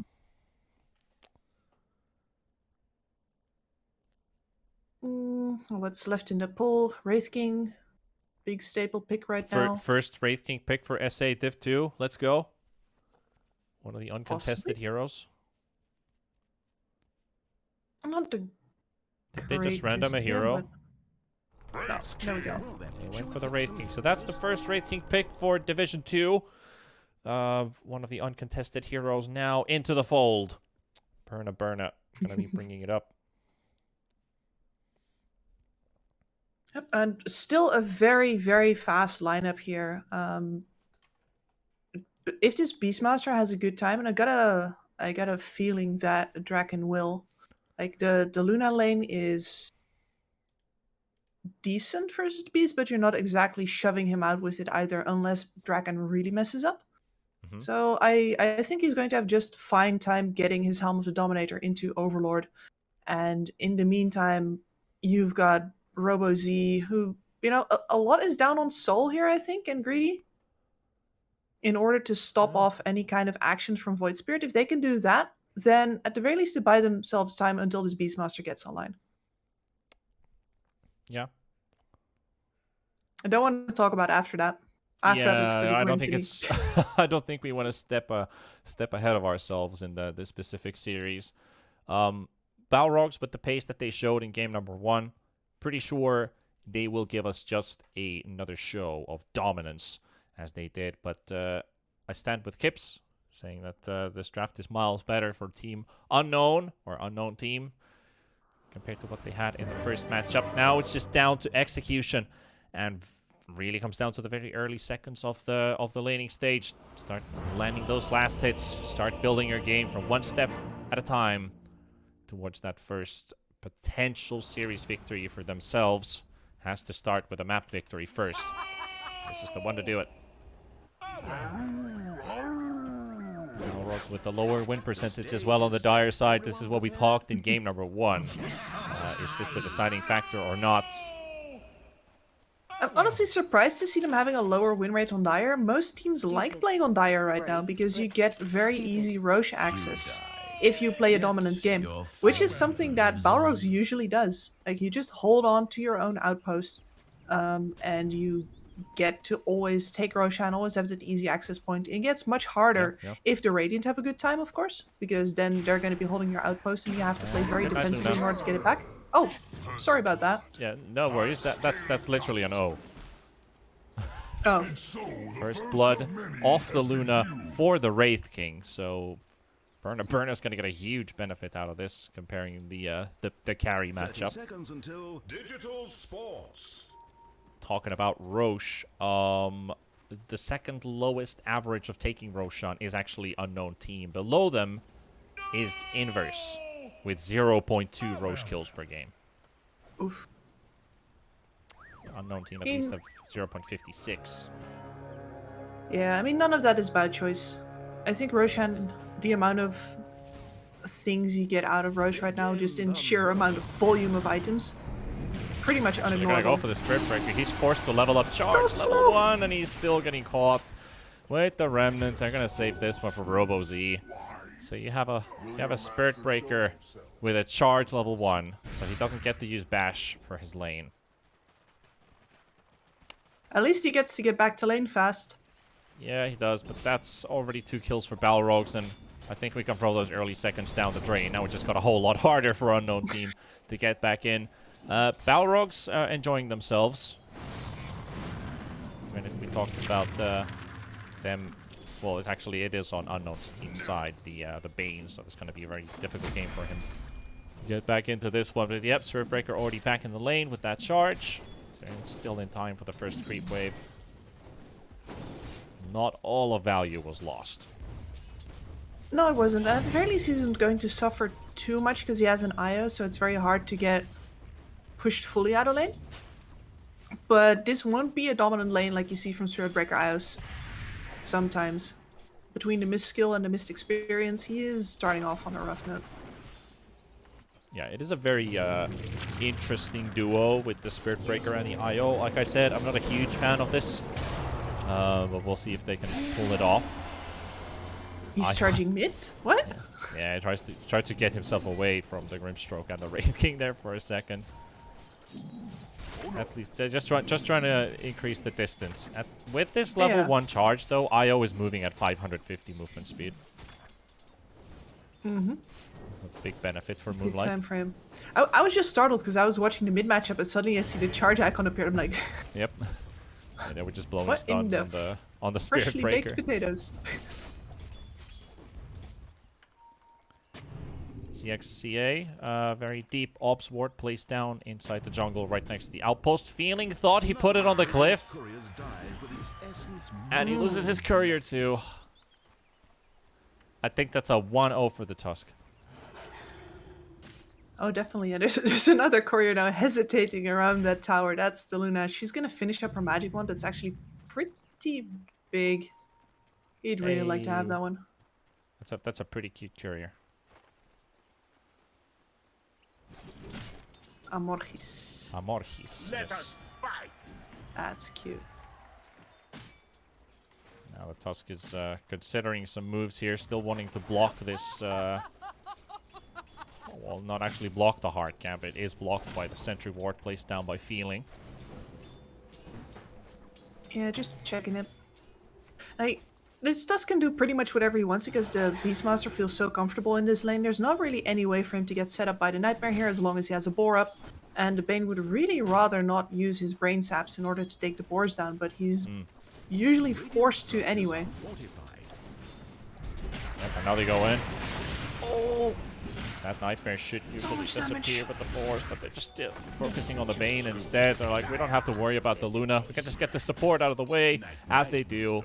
Make that a 3rd kill for Balrogs 3 minutes into this game. but the Luna is CSing well. She's got a couple of denies on the board, and the yes. Ember Spirit is also hanging in there. Oh, stun onto the IO. We also have to get some distance. Burner throws in the stun on the IO. One more right click should do. Doesn't need it. Stroke of Fate will be there. Greedy. 400 HP. Forced to go for a quick bracer. Wants to get that lucky bash on the brim. Come on. Give it, give it, give it. Doesn't need it. Loses his courier though in the process. But a kill is a kill. And he could actually kill this Wraith King too if he just gets lucky. He only gets lucky once. Need to get lucky twice. And that's a big creep wave. He would actually take so much damage going through that. Too risky. He's doing well here, honestly, recovering pretty nicely. Higher CS than the Wraith King right now as well. Oh no. The big difference is Arceus dead in bot, and that's a Bane gonna be going down to the boards. Will be able to snatch this one, make it a double kill for Draken. Oh well. Yep. I mean, this Dusk is a leveling tag team. You're getting all of that bonus damage. And this Beastmaster, Helmut the Dominator flying in another creep wave, and that's when the tower's gonna get pushed. I don't know what's going on. This is full-on chaos and mayhem right now. Nice shards from ZXCA. Beautiful block there. Spirit Breaker, that's the bigger target to punish. Wraith King has actually got mana in just one more. Oh, he loses vision there. He's hoping that the IO potentially maybe jumps with the tether, but Wraith King only now got the mana for the Wraithfire Blast, but not required. They already got the kill in the Spirit Breaker, which they're happy with. 7 kills for them in the last 5 minutes, so one team is scoring a kill every minute. Very high average. And once again, now we're running into this situation where Team Unknown has both of their side lanes being decently pressured. They have some leverage on top, but this definitely means that Ember Spirit... For the Draken. Oh, Sexy Yogi is also moving in, and look at that. Look at that. Lucent Beam, maybe. Oh, he's too slow. Arceus. Oh, he's getting outplayed so hard. My brain hurts. Somebody's picking me with a goddamn needle right now. But Draken, he moves closer to the Luna to get her to stop for a second, and then instantly moves down to hide in the trees again, where she cuts and loses vision. Lucent Beam gets cancelled, and they get more right clicks in as a result of that. Oh. Absolutely disastrous. Yeah, that was disastrous. Not getting a kill and losing 2. And I was going to say that Team Unknown actually has the option to defensively rotate on these goes that the pressure lanes are going to be making on the side lanes, but he's got to move fast because they're going to lose this tower otherwise. Roar onto Luna. Yeah, I don't even know, like... I wouldn't be surprised if there was an early tap out at this pace. This is just, yeah, I don't know where to look anymore. There's just too much stuff going on right now with Burna being initiated on top. Pushed onto the tower, not enough damage with Greedy and Moonlight. Meanwhile, in the bottom half of the jungle, feeling has been found. Balrogs onto another brawl right away at the same time. RoboZ is also there, and Soul. Functions a bit of damage in. Okay, they finally killed Burna under the tower. They got a silence. Now they're killing another guy. There's the Ember Spirit dying. Did somebody tell them that there's like there's a war going on or something? Everybody just listed in as conscripts, and now they're fighting everywhere. Did I miss the memo? Well, see, no. I just think Balrogs is having themselves a grand old time, and Unknown are like, we had to do this, but we really don't want to be here anymore. I think the oh well line from the Ember Spirit perfectly illustrates that. I was going to watch top. I think Greedy is a bit too greedy here. Yeah, it worked out the last time when Burna was alone. Now there's 3 other heroes. Snowball, I don't think that's going to hit. Salve is also there for the heals. They will break it. 10 stick charges too with the IO, so he's going to be able to heal himself back up if required. But 8 minutes in, triple net worth lead for Balrogs. Luna furthest away, 2,500, when everybody else is sitting either 3k or 4k. I was kind of wondering if they shouldn't have moved the IO down. Like, it's a lose-lose move, right? If you move the IO down, at least your Luna gets to stay in lane, but your Spirit Breaker doesn't get to have a game. Now at least you have an SB with a game, and on a Wraith King with an ultimate. Oh no. Line is down. Healing. He's trying to look for the Nightmare dodge here to get at least a couple points, couple fantasy points for himself. Greedy. Is he gonna run into someone? Bulldoze is balanced, by the way. Roche? No. Yeah, Bulldoze is definitely a balanced ability. Even the Hellbear still shows some revenge feeling. Getting hunted by RoboZ. He's got no more steps remaining, but he does have a remnant. He could also go for Dissimulate. He's also got an Astral Step. What does he do? Does he YOLO this play? Shijoge coming in from the side. Doesn't quite get the connection. Another Spirit Breaker charge. This time onto the Grimstroke. Dragon is also here. Ward down. They see the Spirit Breaker. And there's the Snowball onto the Bane. With the shard. Stun onto 2. And also goes through. Almost goes through with another strike. Now Bane getting roared up. Bane will also die in the process. Not much that they can do. Just watch their comrade fall. We're just brawling between the tier 1 and tier 2 right now. There's not even really that much intention from Balrogs to actually group up for this tower. They know they really only need Dragon for that. But if there's kills to be had here, now that's a different story. Yeah. There we go. Here we go again. Under the tower, another strike onto the Grimstroke. Potential here for Unknown to get some kills for themselves. They've got themselves some upper hand advantage. With that 1 kill, they make it 2. And a straight up smoke. I think they've been spotted though. There was a creep wave under the tower, but Beastmaster, he's slumbering. Is he gonna get stunned up? The Boars are slowing you down. There's a Hellbear as well. Void Spirit's coming in. The Grimstroke's TPing in. Nightmare's on the Spirit Breaker. Greedy. Did they just sell the Spirit Breaker's life?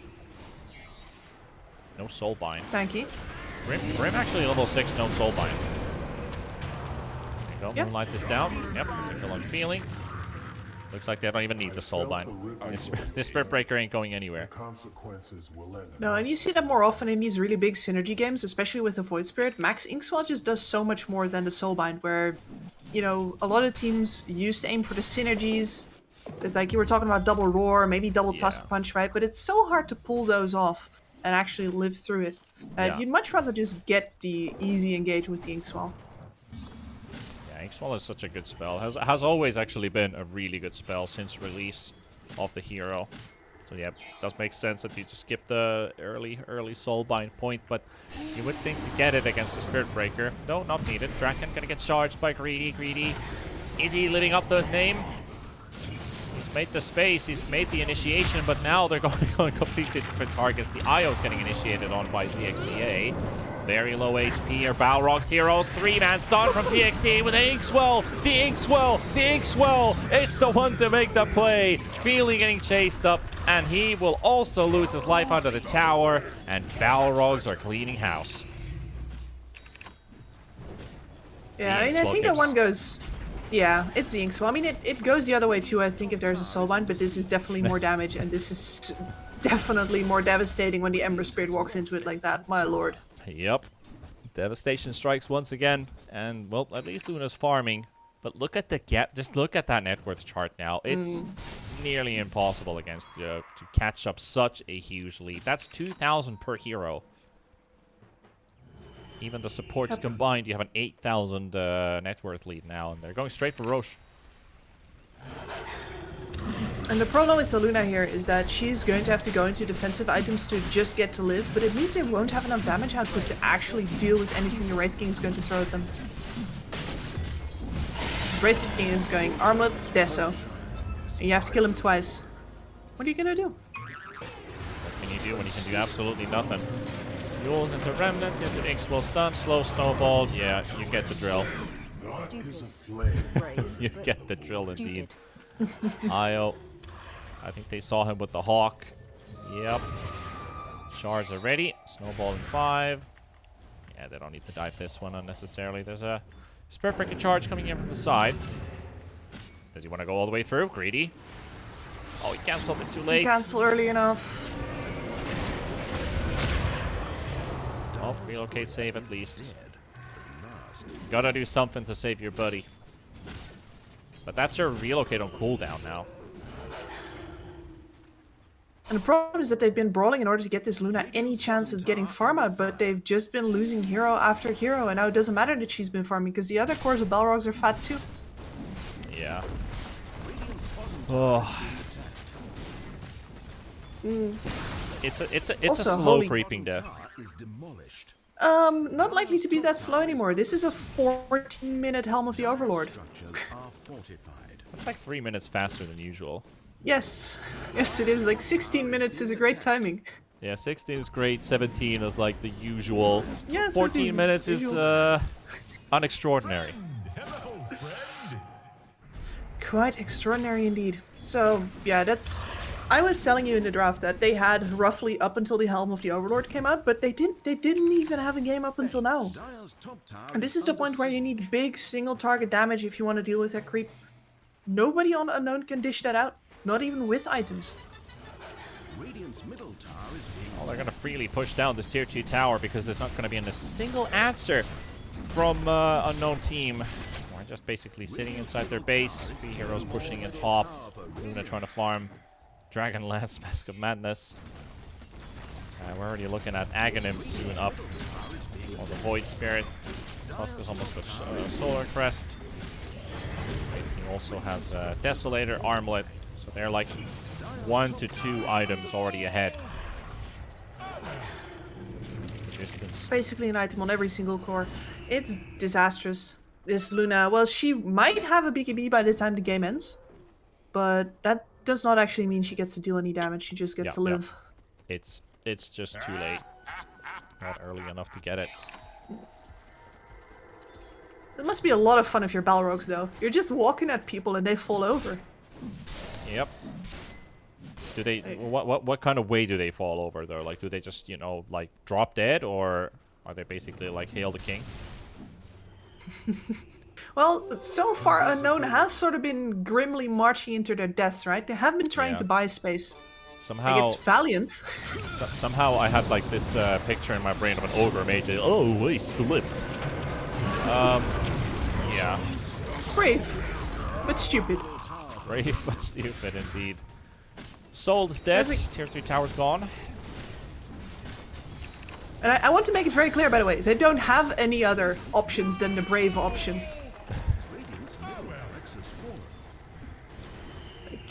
Yeah, kind of like what At we had least in the they're putting last up a game fight. with the PA jump. That was brave. But right Yeah. now, it's just too far. Too far. Too much. Where are your limits? Where are your limits, Greedy? Can't go for the charge in. Burn up.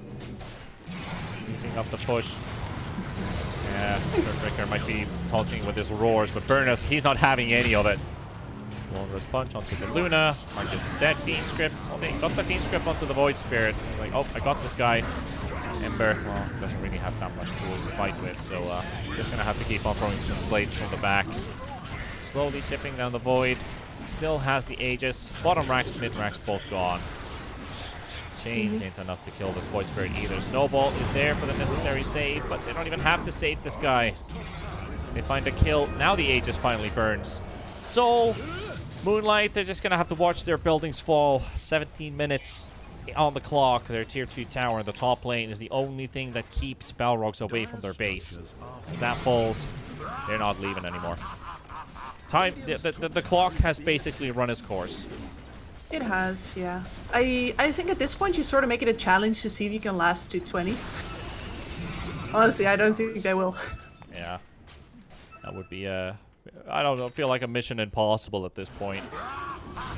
Win probability Ember is 0. could spam. Probability is 0, but this is the fight. The last fight. The fight to end all fights. Greedy, the first one to fall. Balrogs, their heroes, are down to half HP. Eclipse was used. Roar as well into the Luna. Buyback coming in from the IO. Does he get that relocate? Nope, does not. Looks like Tether was also on cooldown. GG is called.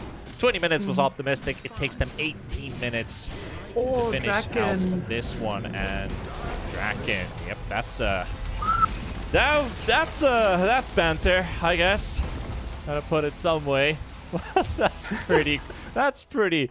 I mean, I'll just say it. That's something. That's quite the something. Anyway, 2-0 for Balrogs. Rightfully deserved victory from them. Unknown in 2 games, 11 kills total. Balrogs, something 60, 70, something like that. But it took them, if you minus the draft time, about 40 minutes to finish the series.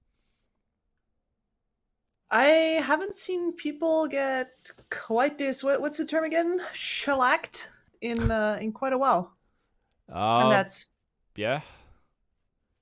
I could say that Balrogs is a pretty flamboyant team. definitely. I mean, you can see how well they work together. How and like it's just their understanding of the lanes alone is enough to wash Unknown here. There's not really anything else they have to do after it than play it out. And like what Draken does there is something like it is true, but he shouldn't say it. It's like It's yeah, true. he only plays the lane, and after that he walks at them. And that is a very clear indication of just how big the quality difference is between these two teams here. And Balrogs, I said it to you in the break. I think they are a good contender for like the middle of tier 1 DPC, not just at the bottom here. So yeah, the sooner we get them out of Division 2, the better. Yeah, I feel like their rightful place definitely is in Division 1. If Gorilla's Pride and Infinity don't prove themselves to be stronger opponents than Balrogs, I would love to see them in the uppers at least with a performance like this. But that also does say, I think Unknown Team is just out of their league in this one. This series definitely showed that their opponents are way better than they are. They still have some series up ahead. I believe they are playing against Gorilla's Pride next week. And then they also had a match against Omega on the final week. That's in 1 week and 6 days. So definitely the opponents don't get any easier than what they... Well, I mean, wouldn't say that they currently are, in a sense. I But guess they yeah. get slightly.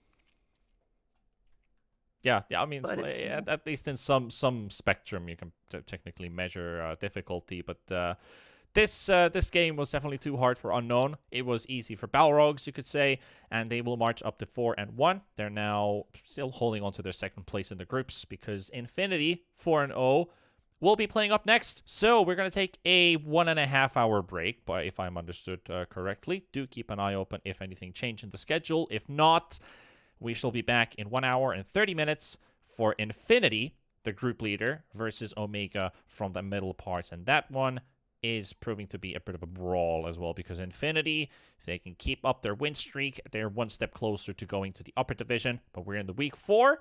Anything can happen. So we'll see you after a bit of a long break here with T-Panda and Kips continuing with the commentary. So good time to get some refreshments and see you after that.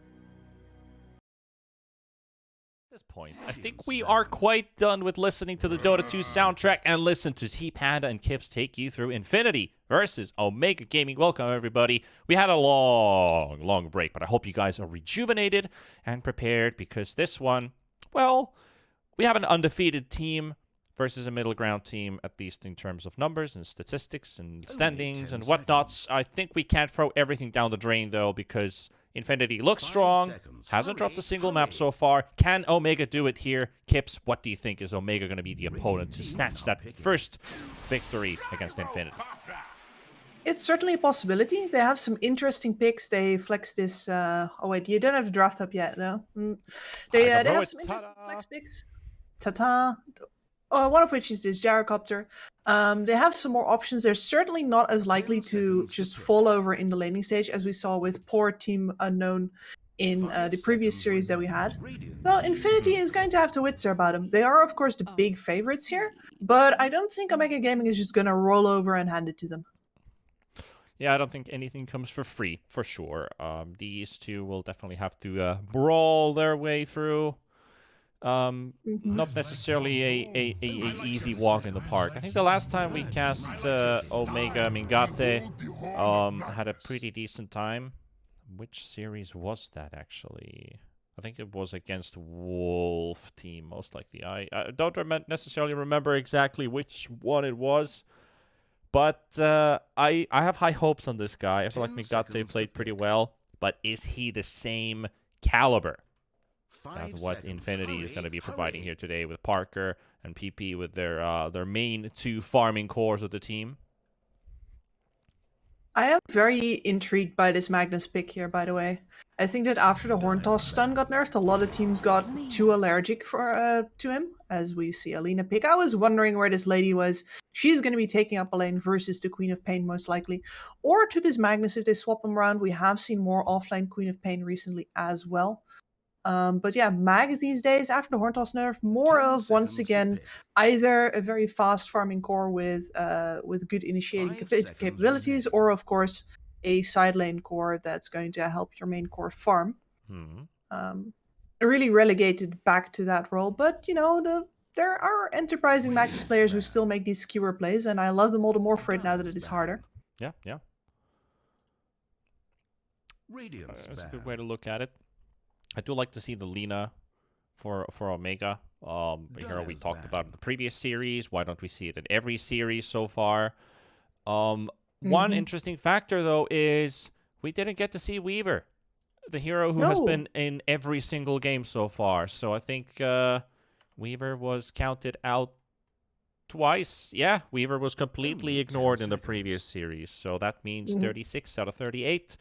Do we see Weaver being ignored in this one too? Because, you know, I think Aghanim's buff would be pretty nice against LSA, against RP, removing stuns. Pretty useful though. But does he have the matchup?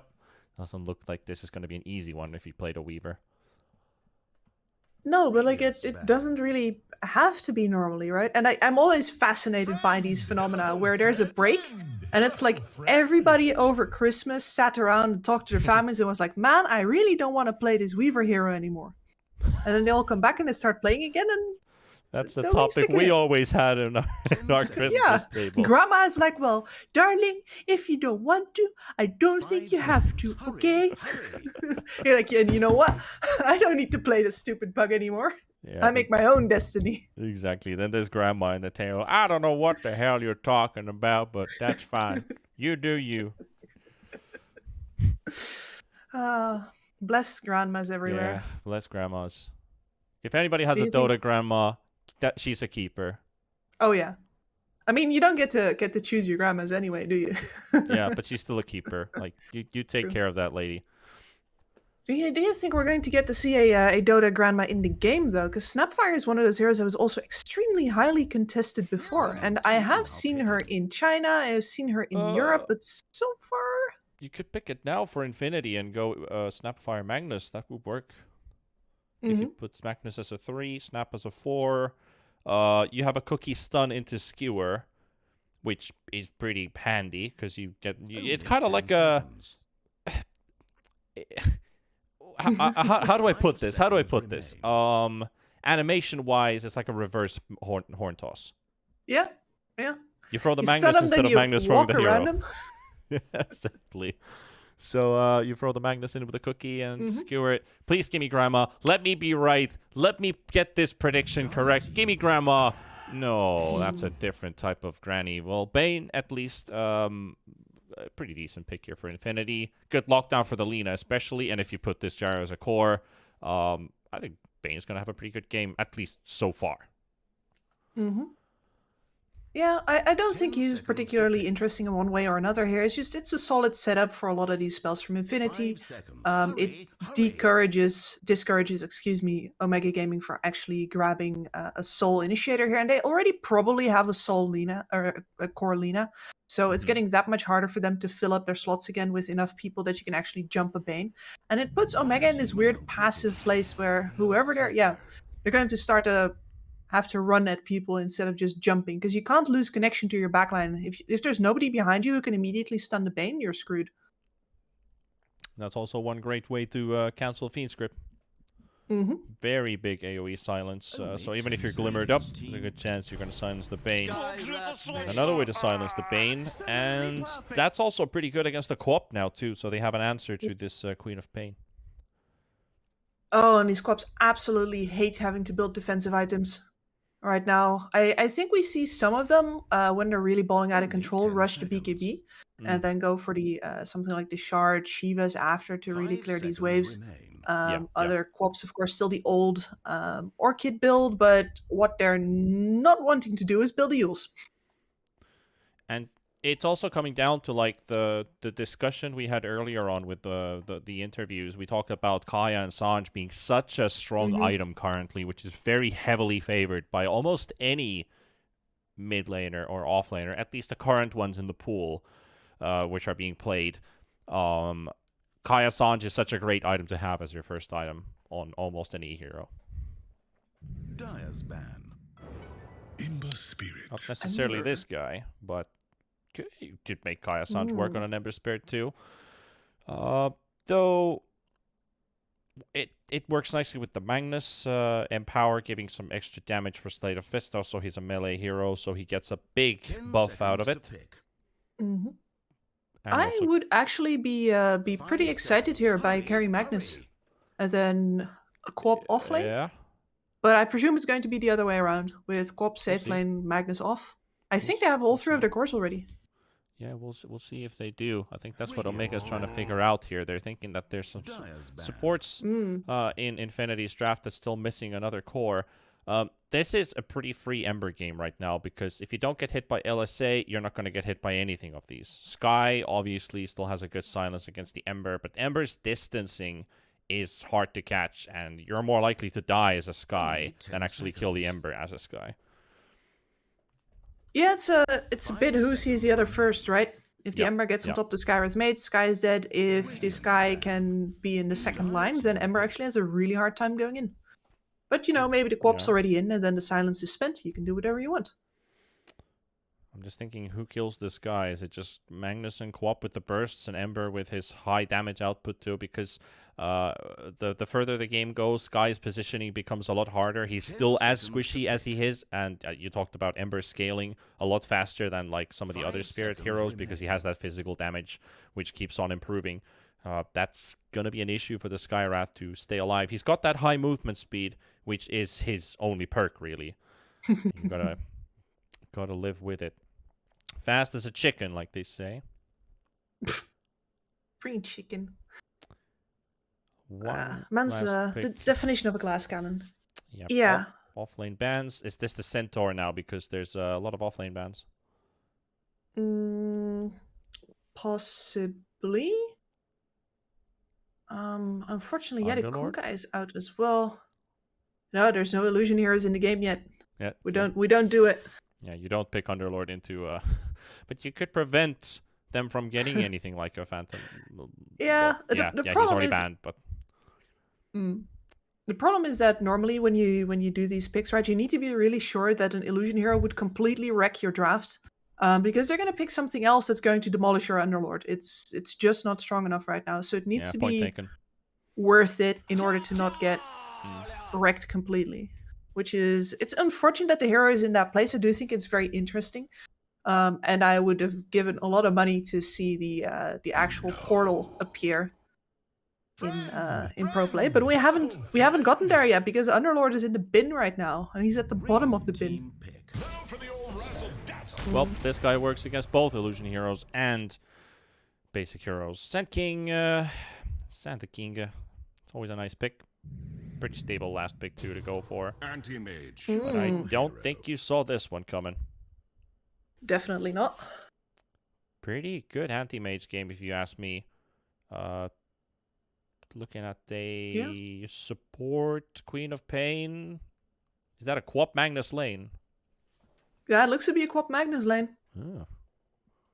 Fair enough. Interesting. Interesting indeed. I have my doubts about if they're going to be able to punch through this Bloodseeker though. I think this BS is actually going to have himself a pretty decent lane. He's got a lot of sustain. And this Gyrocopter is actually versus a Queen of Pain. I think he's going to do rather well in the trading department. So probably both safe laners off to a pretty good start here.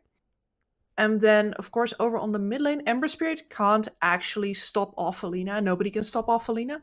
But depending on if you you make sure to position yourself correctly, so she can't go LSAs against you as all, and she just has to spam out the wave, she's going to give you a lot of last hits under tower while she goes away to clear her side camp. So it's not like you lose this lane, or you have to lose this lane as the Ember Spirit either. So, who's going to take game one, Kips? Who do we lean on with these drafts? Infinity definitely has a bit of flair. They are undefeated so far. Easy to pick a winner in this case, but is Omega capable enough to take the first map? Omega's got a nice brawling lineup, but I got a feeling that it's going to be hard to get this Bloodseeker to snowball hard enough that you don't eventually get stopped off by the anti-mage. Like, that is the be-all end-all pick here, and I certainly think that he's got himself a good game for the late game, so I'll give it to Infinity for this one. Not a bad idea. Oh, we're getting some telephone interference. It's that's a sound I have been missing for quite some time. Not sure if it's coming out of Kips's microphone potentially. Might be somewhere in my. I'm not sure who put the Nokia 3210 into the server somewhere. Says the Finn. Where is this Nokia sound coming from? Yeah, where is it coming from? It's definitely not coming from here. I have a OnePlus. I do not have a Nokia. Anyway, quick pause. Nothing too special here. One ward placed down. Starting items. Queen of Pain starting with a Sage's Mask. Yeah. A nice build up towards the urn. So really going to add a lot of damage to that lane and kill potential as soon as she gets that up. There's actually quite a bit of spam potential here as well. The Magnus is, he's got both the energy booster for the boots of mana as well as the soul ring already. So they're going to look to really bring the spam to this Bloodseeker. Yep, mana. Nothing on the quick buys here for Omega except for the Sand King. He's got himself a Bracer, Soul Ring. Very standard issue. Yeah, in the lane versus the anti-mage, you really want to just tank up and make sure that you don't lose the lane while he's emptying your mana pool. And after your mana pool is empty and you got that soul ring, you can actually have yourself a decent time. He just needs to not be ahead too far by the point that you're there. Yeah, I agree on that. Well, let's see what Omega can do with this wraparound. Mingate already in the river. He should be able to see the Bane. Sean coming in from the side. J. Mari's not quite in range for a stun. At least the Gyrocopter is going to do a quick drive-by. Bloodseeker Silence does actually hit the anti-mage on the edge. Instant D-ward too. Very well-placed sentry. Yep, I think they saw a projectile flying out there from it might have been the Bane while he was in the trees, and they should not have had vision anymore, but it's a good guess. They're also pinging the cliff ward. They know that it's there. So Infinity should be able to get the D ward at least, even if they lost one of theirs. So we're only going to have 2 active wards on the map for our first minutes. Bane's got to get it right, though. He's going right for it. But yeah, it's going to be expensive to buy that next sentry if it doesn't get this one. Yeah. He's for Sand King. You gotta have yourself a sentry at the ready. Even a master falters.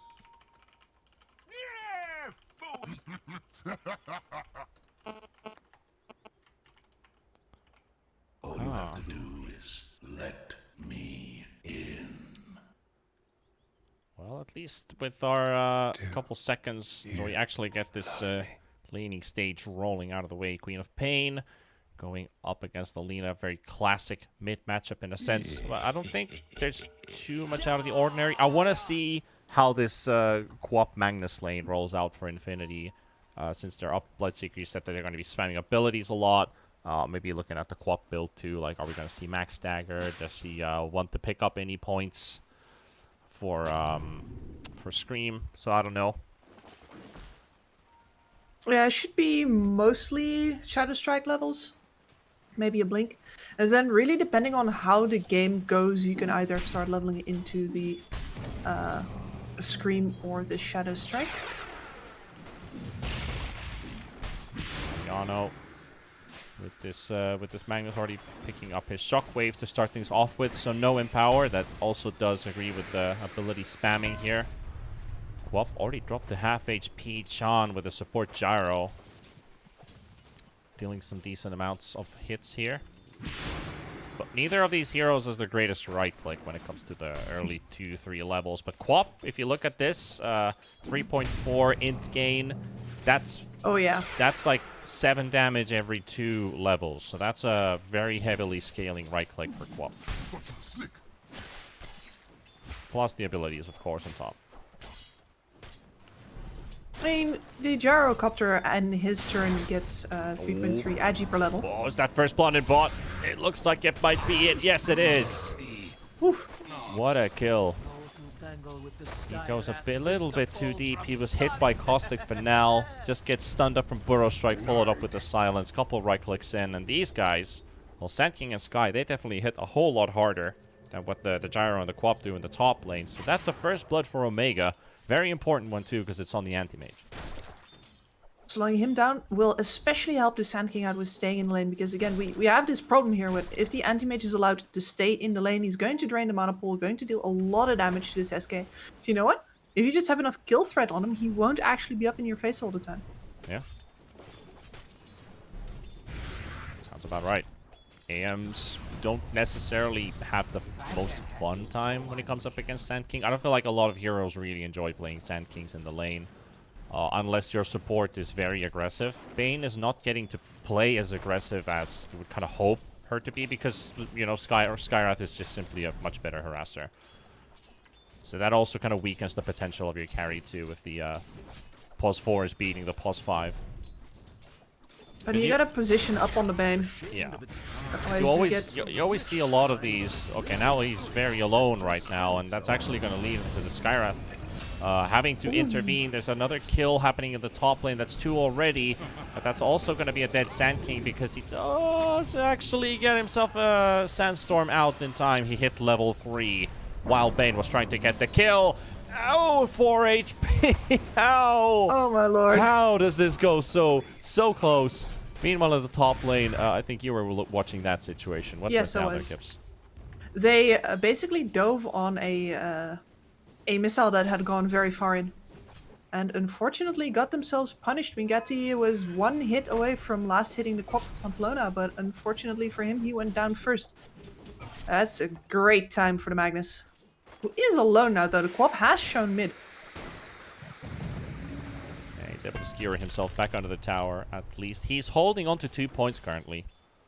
He's still opting, should I go for Empower? Do I need more points in Shockwave? Money to burn. And he goes for the double Empower, so he's made up his mind. But yeah, basically bot lane was just very, very close quarters. The Sand King able to get level 3 while being killed. He gets his Sandstorm off, and then Bane able to run out and gets 4 HP. 4 HP more than 0, so he didn't end up dying.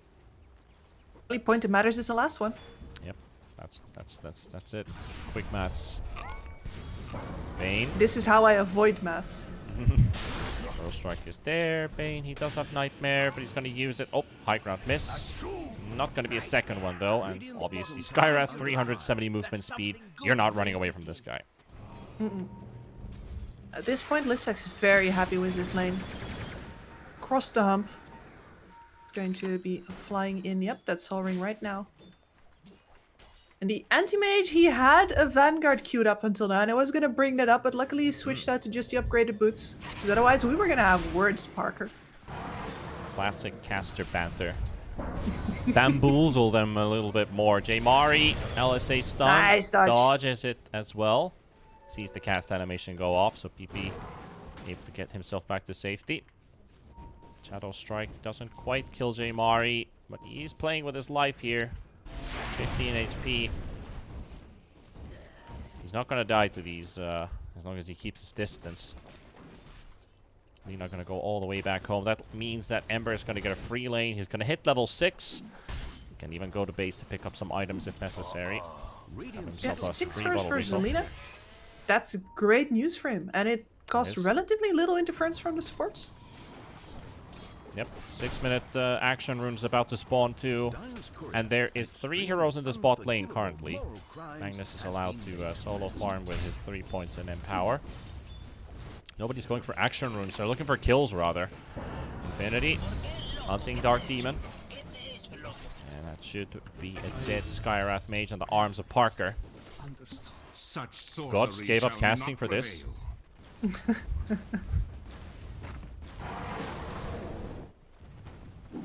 Man. But he first gave up pro play for casting. That's the thing that a lot of people forget, I think, these days. True. I think today is also where we're more focused on what can the new youth do instead of like having we've watched these guys play for a couple years and now let's see what they can really do when they come together, you know? It's a change of an era, so it's definitely a whole different time that we're living right now. Team Spirit changed a lot, man. And I think a lot of it is thanks to the fact that they got to grow as a team for 2 years without getting anybody poached or any interference from other teams, because everybody held on to their rosters. And I think that really gave them the time they needed to build this. Yeah, I think they had only 2 player changes. They had Sobad, and I think there was somebody else. I don't remember exactly. I think they got Toronto Tokyo in later. Because I briefly managed a team with like a total nothing stack with Toronto Tokyo on it. Yeah. And he was very clearly ready for the big leagues already. He was not very interested in dealing with that. Yeah, no more growing up. Now it's time to take the next step. But that's what players also do. They decide that they're ready for it. They get the chance. And Mariano ruptured up. It's going to be a kill on the Magnus. Or is it? Yep. A lot of TPs coming in, though. Got to get out of there quickly. Steal the car, the police will be on you. And Grand Theft Auto. It's successful on the kill on the Magnus. They trade a support for it. And Mingate is able to get out. So Omega, 1 for 1. 1 core kill for at the cost of the support. Not too bad. Bloodseeker second in net worth, 3,500. Not too bad. Feeling pretty good. But it's definitely Parker who comes out the big winner. He did go for the Vanguard. I mean, I guess his intention is to stick in this lane as long as possible, but I don't think it properly does a lot for him in terms of getting to that late game unbeatable anti-mage state. Like you don't have any farm speed up from this. You're not going to play active with this, which is where I think a Vanguard really shines. It's mostly just to get to stay in this lane. Mage in trouble. Epicenter. Gonna be a close call, but it's not gonna be enough. 200 HP remaining, and here comes Infinity. They're gonna punish these guys. We're jumping on our anti-mage. There goes the Mana Void. A couple of right clicks with the blink onto Dark Demon. Lissax. Well, there was really no escape, was there? What did you learn? No, never. But yeah, now we've got this anti-mage who's going to be relying a lot on his Magnus for the Empower. Because that's why the Echo Saber is queued up right now. He says, I don't need a Battle Fury, I got my teammate. And Magnus is going to be like, oh, fine. Because that's a big hole in his game. He also able to get the action rune for himself, so there was a regen rune to bring the Ember back to full speed. John is scouting out some stacks. We did not get we did not get to see many stacks being made in the previous series, but now we're back to the farming. And with Infinity, Infinity actually has the least stacked camps of the entire group stage, pretty much. Like second last or last even, because they've just been, I think they've just been steamrolling their games. Win lanes, push objectives, go Roche end game. Very brawly, as we can see by the start of these games here as well. Yeah, no need to farm stacks if you can farm heroes. Yep. But this draft is pretty dang greedy, so I like that they're actually looking forward to that now. Getting the Empower up on the Ember as well. Yep.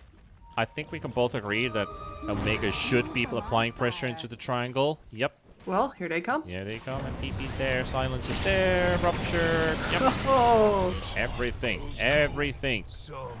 He manages to farm the stack at least, but he still ends up going down for it. Mid tower also going down. Catapult is there. Mari protecting it. And the Glyph as well to keep their catapult alive. So they even use their fortification for this. James trying to go for the 9. Doesn't work out. Mariano is there. RP is available, but it's just a gyrocopter. And he might actually die himself. He does. John is dead to Pamplona, but Mariano is also down. This Magnus is not having fun. He is not, and now he's not even going to get to farm for himself and recover, because both of his other cores are like, hey, empower me, empower me. Yeah, empower me, I need this. I did not get a Battle Fury, empower me. Radiant's bottom tower is being attacked. At least Parker's feeling safe with his Vanguard pickup. Bane, Radiant's bottom tower under he fire. is looking for somebody to grip. Somebody to. Radiant's bottom tower is being attacked. Mari leading the assault in this bot lane. This is a pretty awkward tower trade, though, I have to be honest. Yeah. It's tier 1 for bottom tier 1. Not the best of trades, but they're committed to it, so they have to go for it. Now Mingate is in trouble. Bloodseeker surrounded by enemies. Fiend's Grip is there. Any cancel available. Mari, he's so far away. Gets there in time and actually keeps Mingate away, as that Rupture will buy some time. We'll take down the Bane and keep the Seekers alive. Still up. A little bit of a greedy move from Omega there. They have several really great tower holders. Between the spam of a Sand King and of a Bloodseeker, you don't actually have to give up that middle tower. But they were very focused on getting the bot down and said, I think you can have your cake and eat it too here. I think you can have both. Yeah, they were very committed. They were very committed to taking that tower down. So they were like, hey, let's just put enough meat. What am I saying? Enough meat in front of the tower. It will fall eventually. But it also did come at a cost of their mid-tier 1 tower. Omega smoked up with 2. Sky and the Stark Demon and Lysix both hunting for somebody. There's an Ember Spirit behind the trees, but I feel like they have seen this smoke, or at least suspecting something's going on. Everybody holding their position. Yeah. They get this nice deep ward down as overview of several camps that I'm sure somebody on Infinity is going to come and farm, because once again, it's a very farm-hungry lineup. Like, they went with a support co-op on top of a Magnus Ember AM. At least the Ember is going to have his Maelstrom up pretty soon, and that's where he can start making plays. But the others would really just like at least a full item. Yeah, definitely would. 4 sentries placed inside the Radiant Triangle. They finally found the sentry that was blocking the Ancient camp. It hasn't been spawning in a couple minutes. The last attempt they did was when they cleared the stacks. They killed the Ember, blocked the camps. Bit of an investment to keep those Ancients flowing. Dire's top tower is under siege. I'm expecting the game to go into a bit of a easier phase here, a little bit less busy, as the Sand King would like Eul's, the Alina would like to finish off her BKB, and of course we have the Bloodseeker, who'd probably want to BKB as well, but already has his Maelstrom up. So I think that Omega, apart from the passive pressure that they can put in with these BOTs over on the Lina, is going to take it a little bit easier for now. Yeah. So, Give me a school grade of 0 to 10 with this Vanguard Echo Saber build for the anti-mage. Just give me a number. A 5. Okay. That's Like- that's harsh. It would be a lot better if you don't have an Ember Spirit on your team. You have But right now Empower you from have- the Magnus. Yeah, exactly. And both cores want it. So, if the Magnus gives both other cores what they want, he does not have a game. And Magnus is not actually a utility offlaner. Magnus needs items in order to do anything at all. Yeah, I guess this is the point where you start transitioning one of your supports, like the Queen of Pain, potentially into a +3. Who's building a Spirit Vessel. She's got 12 last hits. She has 1 point in Scream of Pain. Nah, Creeps ain't gonna die that easily. No. She can supplement, but it's just... It's just so tempting for both of these heroes to be like, alright, there's a Magnus on my team, I can go farm now. But as you can see from the way that Omega doesn't even have to play flawless in order to be 4k ahead right now. And they keep on taking terrain. Gyro finds the TP. Yep. Gyro finds an Ember. Ember finds a Gyro. All of Infinity prepared to fight. Lissex, Dark Demon. They fought. Ooh! That would have been a big Burrow Strike because that could have been Sky Ulti and a dead Bane. Instead, they missed their opportunity by a pixel. As long as the Bane's alive, it's very hard to engage. Yeah. That would have been a definite opener for Omega to start really pressuring down this tower. This is an opener. Oh boy, Laguna Blaze and everything, and J Mari's gone. Sorry, PP's gone. J Mari gets that one. Tower gone as well. You've just run out of firepower. Look at Chan tanking, by the way. Yeah, he tanks it like a man. This guy on his Gyrocopter, and I believe also on his Dawnbreaker, this man just says, alright, I have 1000 HP, and they're going to have to go through every single one of them. Every single time. I really like how he's throwing his weight around, literally. Like, that guaranteed a completely clean retreat from his team, a lot of vision, and in general, just his core is very happy to already back off and not have to do anything dangerous under the tower. It just feels really good to have this man on your team.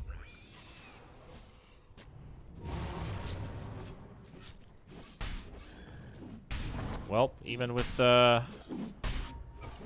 Vanguard, Echo Saber, a dead Quap. Oh no. Manta A dead and Quap, yeah. Yeah, Manta and Scotty is going to be the build for the anti-mage. Still going to build up into those bigger items as intended to. Scotty with mana burning Echo Saber. Yeah, it's a lot of slow. It is. And the Bloodseeker is really not going to enjoy being Scottied up while he's trying to run around killing everybody. He's very reliant on that mid-fight regen in order to keep going.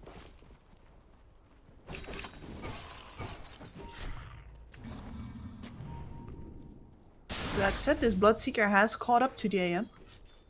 And now Lissex is waiting in the wings. Yep, and it's the silence used. Lane ward placed down too, so they see Omega was just a tiny bit late to the party. Infinity's going to be able to disengage out of that. They're 5,000 gold ahead. So for Omega, this is pretty good news. Absolutely. Zelina has a lot of space now. She hasn't had to use that BKB yet. They have been able to get most of the outer towers down already without her having to do anything really. And she's well on her way to a Lincoln Sphere. That's going to do so much work versus the Mana Void. Or the Fiend's Grip. They really don't have many ways to cancel that Lincoln Sphere out without using something very precious indeed. Parker, without that Manta, he's got no way of dispelling the silence, which is really his big peril. So as long as that Manta is still not up, Dark Demon just needs to click one button on one specific hero. Magic happens. You can also see in the net worth now how the fact that this Magnus has to hold hands with his AM all the time means that he's falling behind to the Sand King. Yep, and still the Ember Spirit is not getting that much of a big difference compared to the other cores. It's actually very far behind. And Omega has also taken away their map control. once again warding up the triangle. The only thing that Omega doesn't have going for themselves here is that they can't take Roshan all that easily. Yeah, Lina Roche is doesn't gonna have be any difficult. right-click items. Yeah. It's going to be a slow take against a lot of team fight and a lot of chip. So ideally they really squish back Infinity some more before they even attempt it. But they can't go high ground without an Aegis. So this choke point is definitely there for their lineup.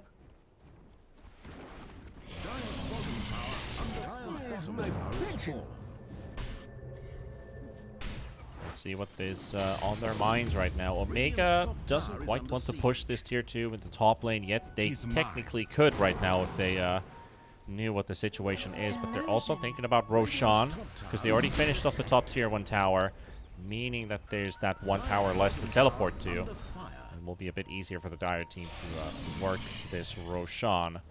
But they're also not going to it. What is their game plan right now? Are they finishing off their next big items? Like BKB is still pretty far away. Lincoln's is far away for the Lina. Sand King just finished Yules. Or maybe we'll just find a random anti-mage roaming around this mid lane and Parker's dead. Maybe that's what they were looking for, and they're gonna get it.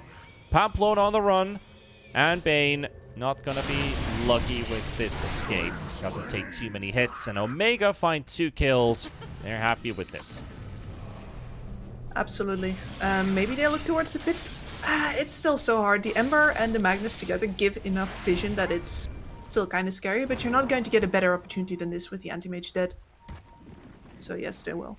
But yeah, that's exactly what their positioning showed there, right? We want to Roche, but we can't. Oh, hey! Look at that. That's the jackpot. Aegis with the Bloodseeker. Gotha's gonna be happy with this. Another immortality for the Bloodseeker. This is still the first Roshan. This is not the second one. I believe the second Roche, we get the shard for the Bloodseeker, get the pure damage for Blood Rage. Works nicely against heroes like Magnus and especially Anti-Mage. Yep. Dire's top tower is being attacked. And since it is percentage based as well, it scales really very well.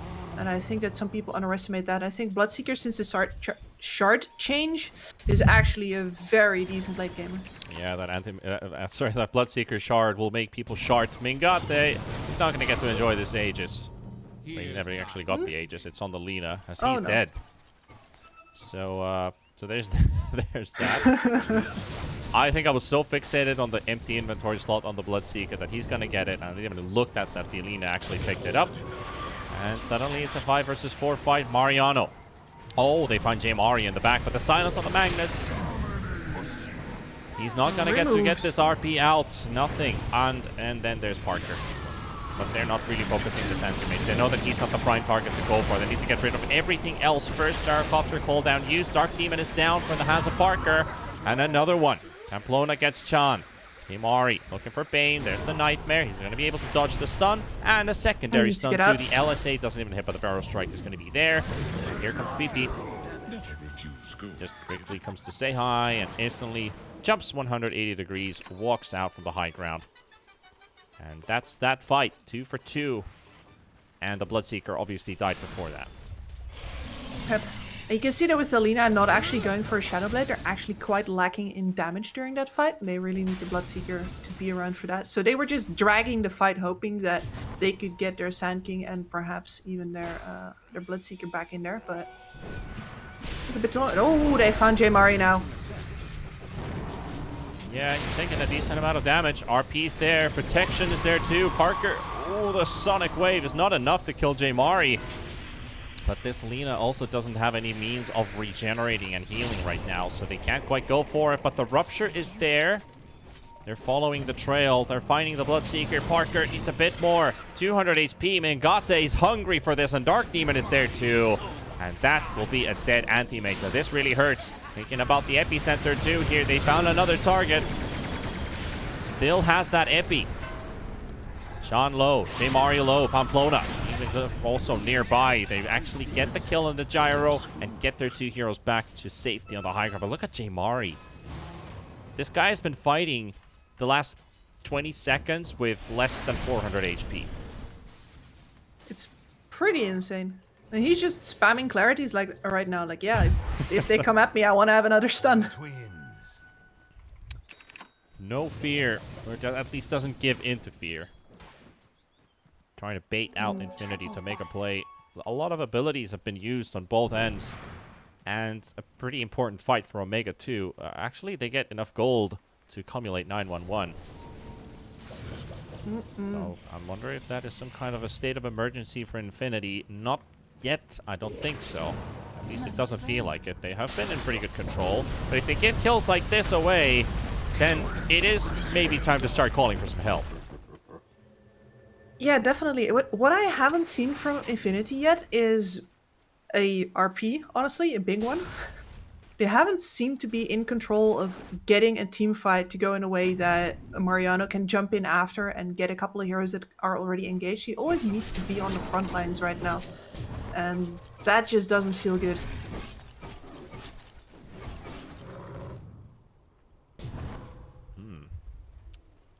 25 minutes in, 270 last hits up on this anti-mage. Parker has decided to change his Scotty into a Linken's. Vanguard has been removed. So he has a vitality booster with a Linken's Manta. A very defensive anti-mage build. I mean, for him too, the Linken's is just too good of an item this game to easily pass up, but the fact that he doesn't have that Battle Fury to start off with definitely leaves him at a bit of a disadvantage here. And yeah, Mariano needs to come by again, pump him up a bit.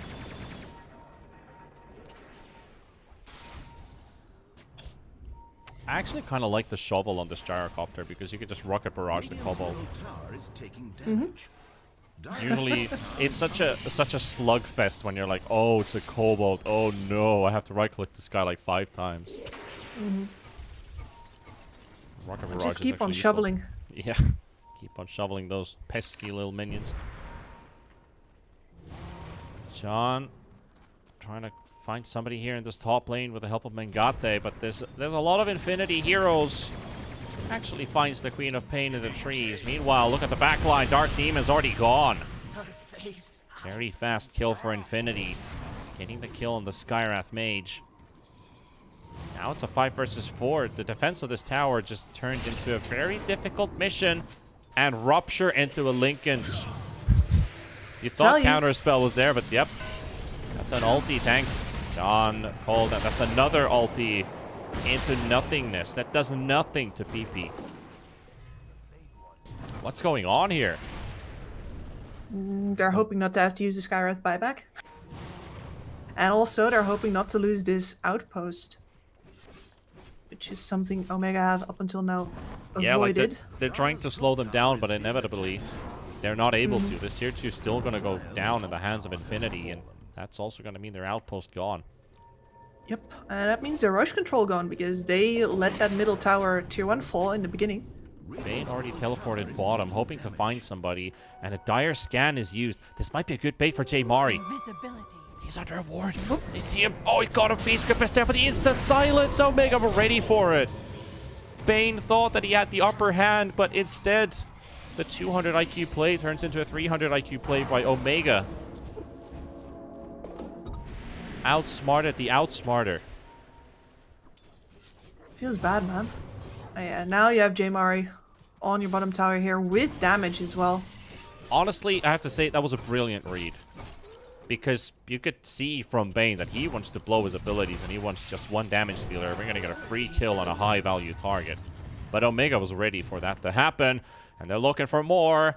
Listix doesn't catch anyone with the Burrow Strike stun. He's still got Yules. The silence on the Quap. Quap so dead. It's just a support though. Would like to get something more. That mid tier 2 tower's also up and running. Mengate has also bought his own shard, so talked about that Rose shard a moment ago. Roshan actually up in a minimum of 30 seconds. And Omega once again putting the pressure on to see if they can force Radiant Heroes back.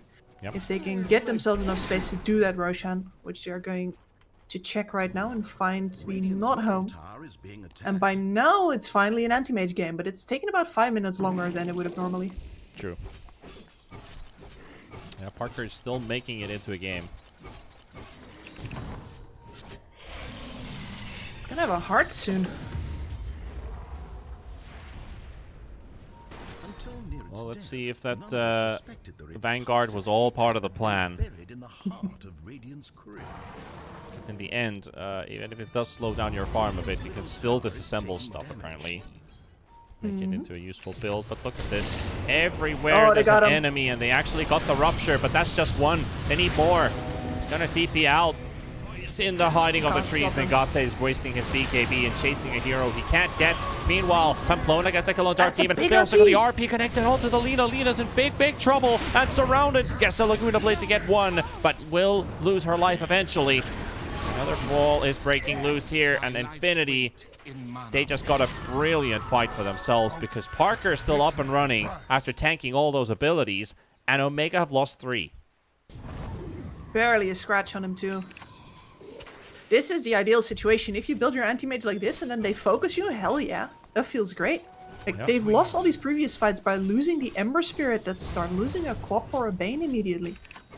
But yeah, no, the anti-mage has a lot of defensive tools up his arsenal. So It's paying off. If he's the one tanking It all the is. abilities, might as well have all of that defensiveness, because Omega have been banging their heads on a wall. The Vanguard build seems to work out in the end. And we're never going to hear the end of it. Okay, that's one ability. Can't get the second. Was looking for the Rupture. Get the Lincolns off, but he still have the counter spell to worry about.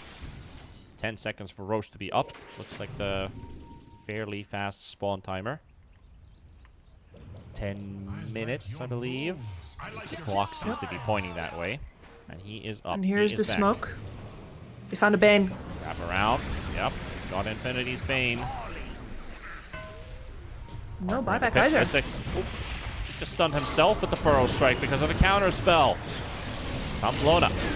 They've got a nice two-man route. Mengate. BKB has been popped. 2 heroes gone from Omega. They got Pamplona. 2 for 2. 3 heroes remaining on both sides. Chan is actually pushed and skewered onto the cliff. He ain't going anywhere. LSA stun. That's a stun that they don't need to worry about because it does go through Lincoln. But now, right now, AM in trouble. Jmari right-clicking away. The Suns is going to be there too. Do they get the kill? Yes, they do. Jmari gets Parker.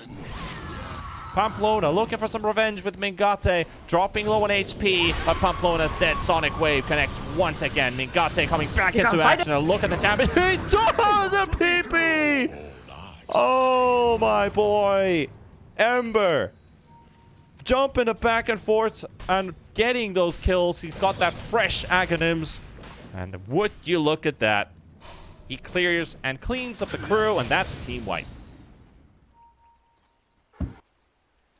I really thought they were toasted. Just the sheer damage output of Jmari there. No, What a he jump as beat well. the Like, last he was one. jumping out, but he still decided to put Remnants down to come back in, and he pumped out that maximum damage that he could. He went all in on it, and it paid off. But they don't get to do Roshan right now. This is a reset at the best. I can't wait for round 2, though, because this is some Oh, yeah. pretty entertaining Dota right now, with the situation being pretty even. Omega was leading for quite some time, but still, Anti-Mage was an issue. He finally got the kill on him. He now has a, I think he disassembled something. He disassembled his Echo Saber and reassembled it. Yeah, so just for memes, I guess. Just see if you're still paying attention. Yeah. I was looking at it. He was disassembling an item that he already had. Heart is now there. 3,600, 3,800 HP if he power trade shifts. And they have just used he's everything on in. this Ember Illusion. Goodbye, Sky. Becomes such a hard game for him to play. Lotus Orb on the Sand King. He's got his Blink available. Parker. Look at this Brawl feed script. Look at the I've no way to positioning stop from the it. Bane. And nothing to stop the Seeker from dying. And he is dead. John in the trees. Gyrocopter is also going to be gone. Don't even need to use the Mana Void for it.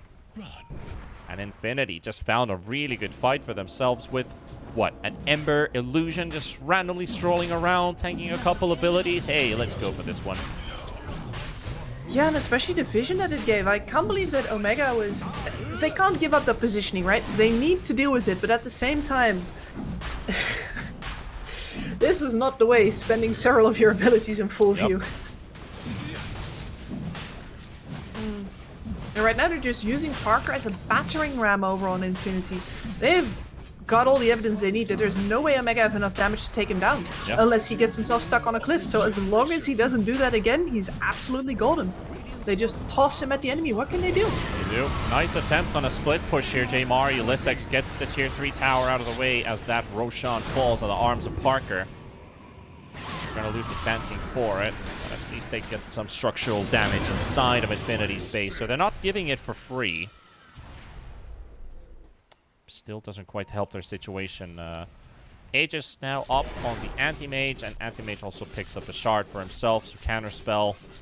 Nice little damage reduction aura.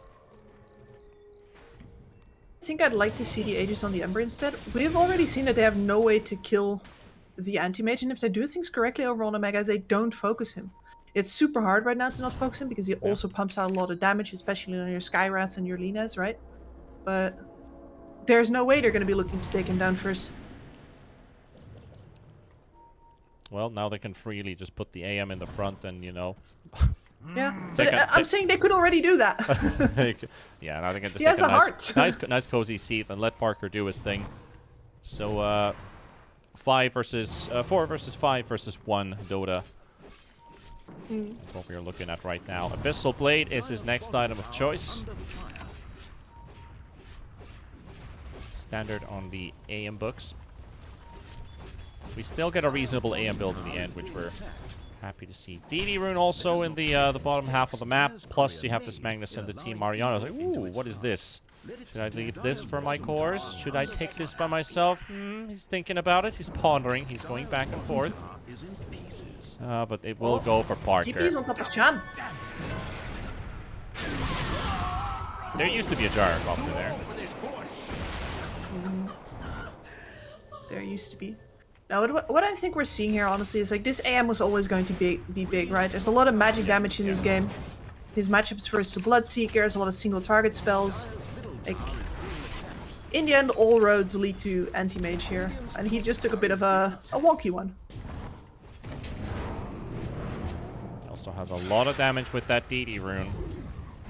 So it's about a 400 damage that this Anti-Mage deals, even more than that. And he also has a second life. So what do you think about that? Bouncing back a lot of spells. So I think Dark Demon is going to be the one to die first out of these two. And a Lotus Orb on top. So that's a lot of protection for Parker. And they also... Oh my god. And they have the second Lincolns. Yeah, they have the second Lincolns as well from the Ember Spirit to apply on the Anti-Mage. So he's got 4 shields. 4 shields to kill this Anti-Mage. Of which... the only thing Omega can do is wrap around, and they're doing that right now. Trying for it. This has to pay off. And there we go. Oh, yes! It's the creep wave! The poor creeps are getting stunned! Oh no! It all comes apart! J-Mari's down, and it's a beautiful fight for Infinity. They get everything out of this. Well played is called out too. Not the GG yet, though. But I'm pretty sure we're going to get it after this guy falls. Dark Demon is out. Team wiped in front of their base. GG is called. And it couldn't have gone worse to end things off. But wow. What an ending. What an ending indeed. You can see that as long as Omega can make these pickoffs happen with the Skywrath mate, they have themselves a game. They have a lot of wave push. They have a lot of ways to at least keep this very farm-heavy lineup of Infinity down. But at some point, they needed to get the Roshans and they needed to go high ground. And even though J-Mari dove really deep with that Aegis, they never actually leveraged it into a Rax. And that's the point where the game is already starting to slip out of their fingers. Omega had some good control of this game. Like when we looked at the earlier parts, they came out strong with the laning stage. Things looked pretty good for them. They had good control. I think they were making the right moves, pressuring the triangle, hurting the Ember Spirit, forcing Parker to go to this weird AM build that didn't look good for quite some time. Because, okay, he's tanky, but they weren't focusing the AM. But now that he built 2-3 more tanky items, then they start focusing him. I was like, wait, what? This equation starts to work for us now, and Infinity's kind of smiling in their if they're in a boot camp or wherever they are right now, because that kind of turned the whole game upside down. If they, like you said, the only way they could kill the anti-mage if he ends up cliffing himself is where he can't run from anywhere. He's just gonna get hit by silences and stuns and right clicks and whatnots. But that was the only key for Omega at that point. So they ran out of damage. The game took a bit too long for them. Desperation kind of snuck in, and like we saw that in that last fight. Like, unfortunate to hit the creeps. Yeah, but at that point, that's like, I really do want to emphasize that again as well, right? If at that point people say, oh, well, we could have won that if you didn't stun the creeps there. Well, there's a lot of points before that where they could have improved as well. Yep, and that's so, an if. Exactly. It's unfortunate, but it's more an illustration of the situation they're already in. Like, oh man, look at this misplay. Like, no, that's bound to happen at some point. So, well, yeah, that's pretty much the story for Game 1. Infinity take the first map, still undefeated. Can they keep it up? Take a 2-0 in this series. We'll find out after the break.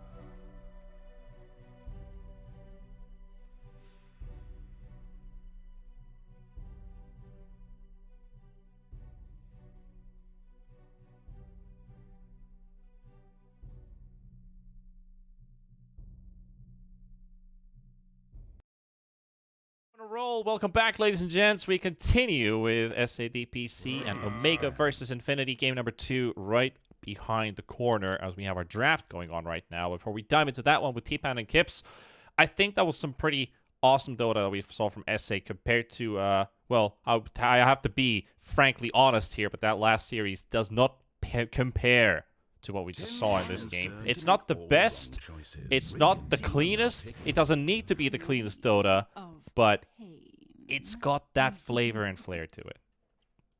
Who needs clean Dota? We just want blood. Exactly. We've got more blood in the draft as well. With Queen of Pain being drafted again by Infinity. Pamplona, most likely, but could still be flexed into mid. Let's see if Omega takes the bait. 5 seconds. They're going to basically be forced into a Lina pick or something similar again here if they actually want to win this mid lane versus the Queen of Pain. We're going to see if they pick that up or not. You could go into OD. If you don't mind struggling a little bit, there is always, of course, the Ember Spirit possibility. But you will fall behind to the Quap. That's a given. Yep, that is. Only 10 Let's see seconds. if Omega wants to continue with Lina, for example. Do they seconds. first phase Hurry, Lina, for hurry. example? Because you're still looking at a pretty decent laning matchup, even if Quap were to go mid. I would like to pick it here. Otherwise, I feel like Infinity is just going to ban it. That was a really good game from J Mari, I have to say. Yeah, and it's really not up to him that he can't keep up at that point. Hmm. Like, if you don't go for the Lincoln Sphere, you can't take the aggressive positioning that he does. So you do go for the Lincoln Sphere, and then you have damage problems. It's like, damned if you do, damned if you don't. Yeah. This Disruptor here is going to, at the very least, make playing a core Queen of Pain pretty unattractive. Unless, of course, you are willing to rush the BKB. And even then,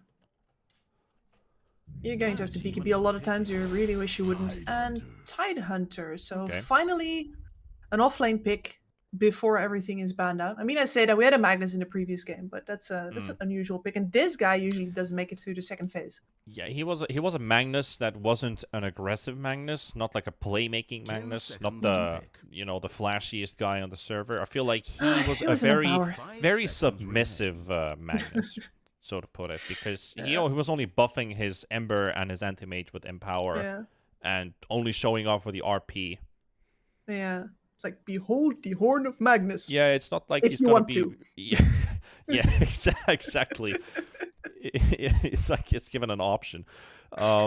He wasn't the guy who shows up, RPs, right clicks for like 5 minutes, Yeah, and skewers just all of them punches back. everybody, skewers them all around, shockwaves around, buffing his allies using utility items. No, he was just empower before the fight, and he might show up for an RP. That's pretty much what he did. So, but that was not Omega's Magnus. That was Infinity's Magnus. So let's see if something is shook or shaken.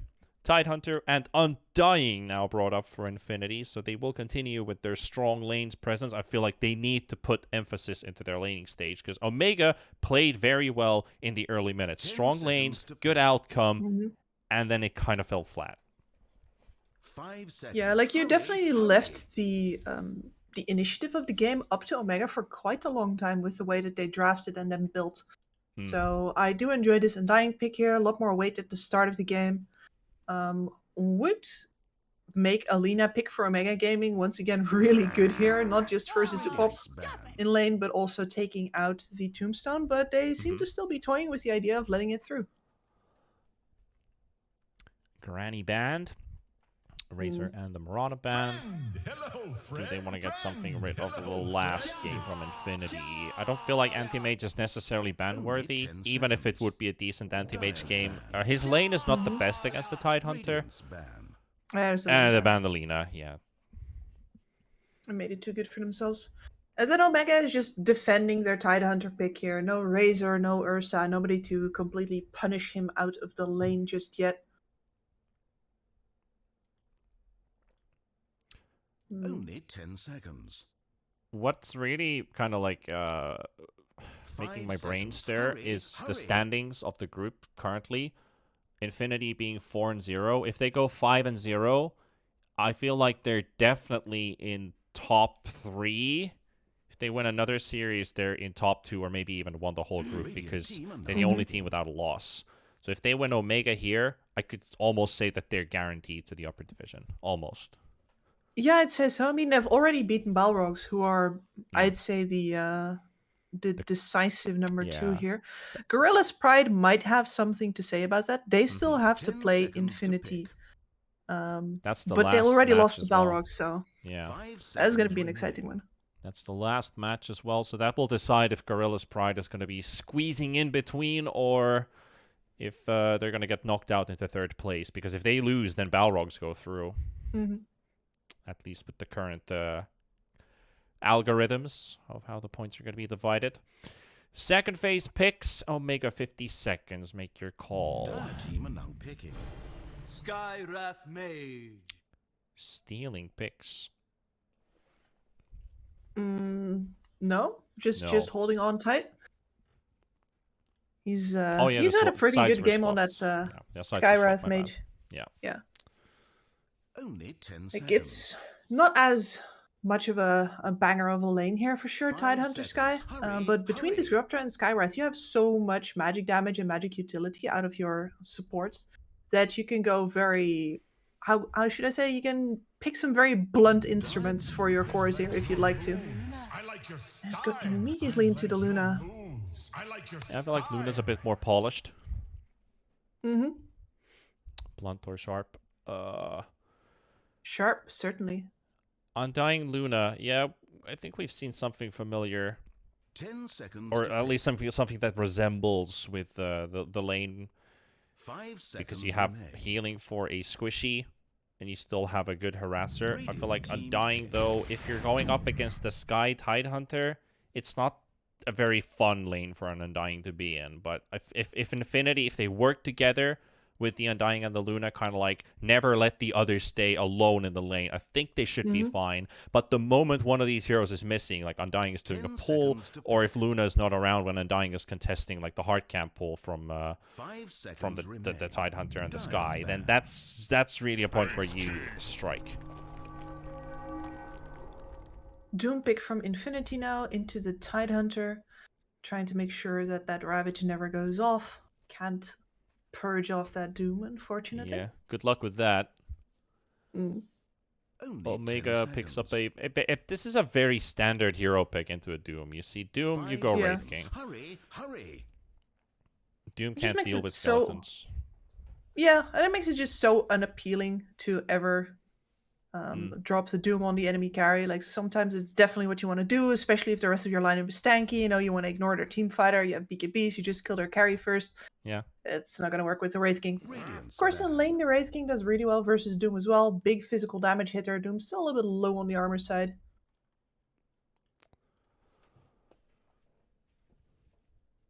And you just gotta itemize yourself to soak up some of those hits. At least there's no hero that's gonna get insta one shot by Wraith King. There's no 10 seconds to squishy pick.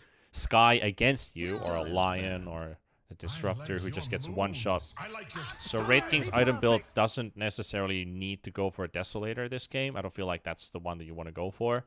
How would you build this Wraith King? If not Deso, what would you get after the armlet? I mean, if you're a chatty, you get a blink, right?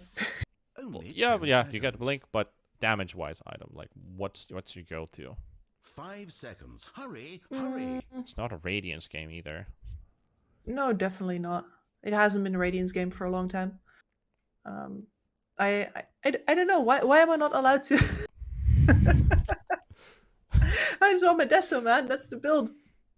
Yeah, it is the build, but I'm like, do you want to go for Deso here?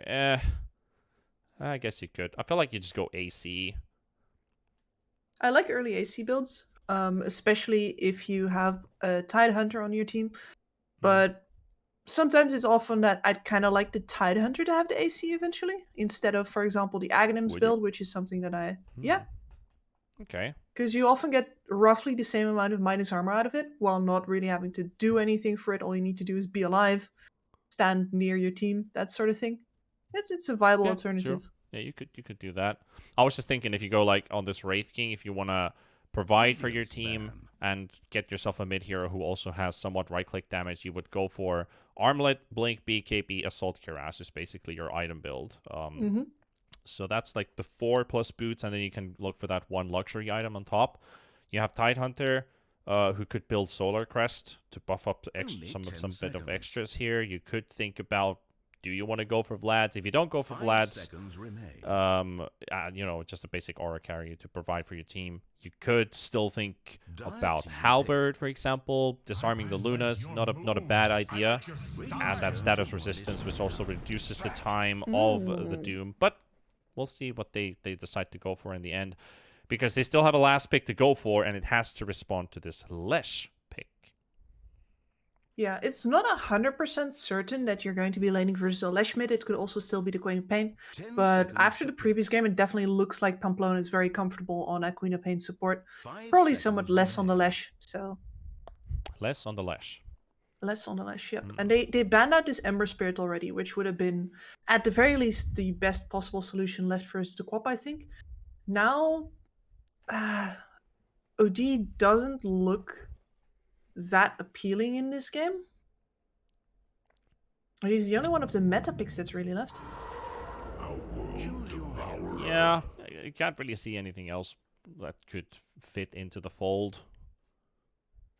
OD's an alright pick. I feel like there's nothing wrong here with going for the OD last pick.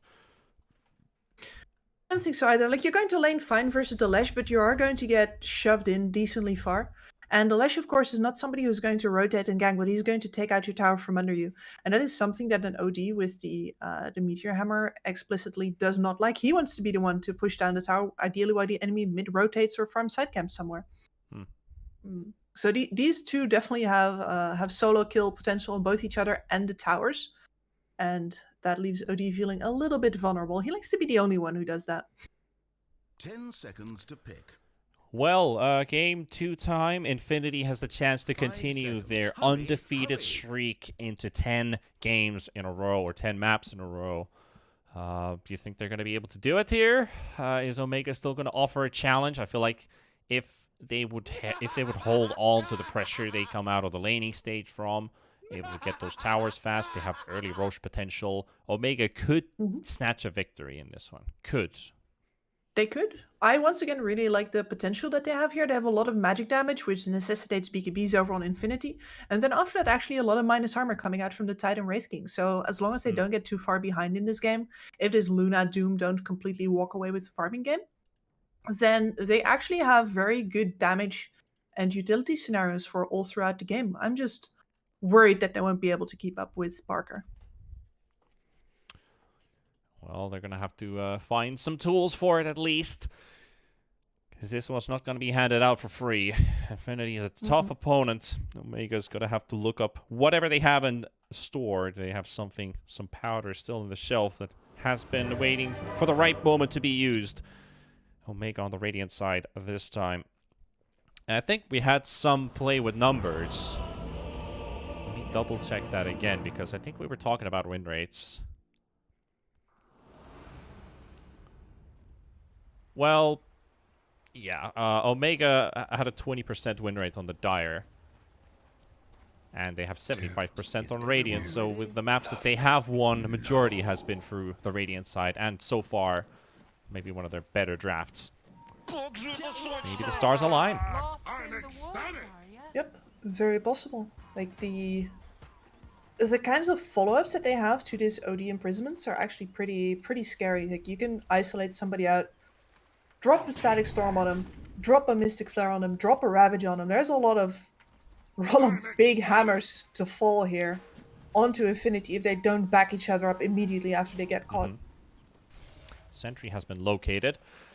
He was not fast enough to get that Sentry down and run away. Doom smartly cuts down the tree there at the same time to spot that maybe somebody's lurking behind. An easy Sentry to get rid of that. Open up that easy camp. Very needed for a Leshrac to have this the accessibility to this easy camp. It's one of the things that's going to really allow him to pull ahead of this OD.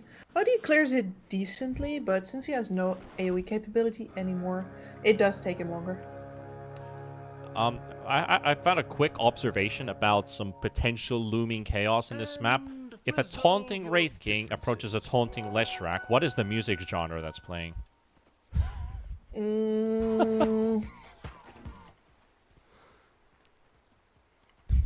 don't Exactly. know, actually. Exactly. It's... That's an answer. Maybe our lovely Twitch chat or YouTube chat, or because we're showing this game in several places in chat. Please let us know what kind of genre of music is playing when the Wraith King that is taunting approaches a Leshrac that is taunting, because it's bound to be something pretty interesting. I can tell. It's definitely a remix. There's some pretty good mashups that people do these days. But you don't want to mash up those two songs. That would just sound awkward or awful. Anyway, talking about our CSing, watching supports trade hits back and forth. Mariano's being bought some time with Pamplona tanking hits. Sean prepared with 4 mangoes. He's ready and prepared for some brawling. And about the Queen of Pain, she does not want to go for Earn this time. So either she's deciding not an Earn game, but no Sage's Mask to go with.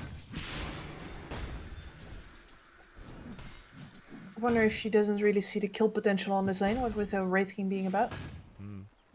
My eyes are firmly on the mid lane, by the way, where the Leshrac was getting absolutely clobbered on the first wave, and now is getting denied again. 5 and 2, 6 and 2. Pretty even, though has actually a big XP advantage over J-Mari until this creep wave has fallen. Tries to cause a bit of chaos here. OD still able to snatch at least a couple. That is also first blood on Parker. That's not the first time that's happened. The grass lies trampled. Pretty important kill for Omega. Dark Demon, Lissex. They got to level 2, went in there with the wave before the Undying had his level 2, so no Soul Rip to save, no Tombstone to slow. Nothing Aluna can do there. Straight up solid forward. Meanwhile, Mariano down to 40 HP in the bot lane, and it is a Skeleton who gets the kill in the end. So, good old Jack Skellingtons get the last hit for Mingate. He had already finished his right-click animation, but one of the small ones followed through. Oh, man. And this is kind of a classic Undying death. Like, I think he had some choices there, but he'd rather just die. But then spend all of his regen getting back up. Yeah. Kill or not. At least he's got his money to buy some more, and he's come back with 5 mangoes. That's Salve. He's got a lot of tangos on himself, so he's prepared to share with the Luna, who's actually got no regen remaining. Honestly, you never need to buy any to begin with if you just have an Undying willing to ferry you snacks all the laning stage long. Well, you got to keep the Luna happy. Bringing a mango also keeps the doctor away. You don't know that. I actually don't know that, so I'm just throwing in the wild guess here. Sean, though, can't deny himself. Pamplona snatches in for the kill. That's actually the first one for Infinity from the support duel. As good of a trader as the Disruptor is, you're never going to get past the Queen of Pain with the 2 levels in Dagger, because she's also healing at the same time. Look at this rotation to mid, though. That's a dead PP. This PP is beat. That's the 4th kill for Omega, and a pretty important one too for J-Mari. Going to make good progress on that Meteor Hammer now. And once again in the driving seat of that mid lane. The denies are really stacking up for him now. And Alesh, his range is actually pretty short, and the range of Astral Imprisonment is pretty huge. It's not quite stair to stair, but it's close to that.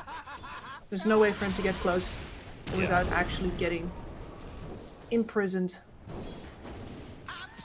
It's close enough. At least when you start racking up those points, then you really start to get surprised by it. And Luna's in trouble. Parker's taking some heavy damage here. The heal comes out from Prada.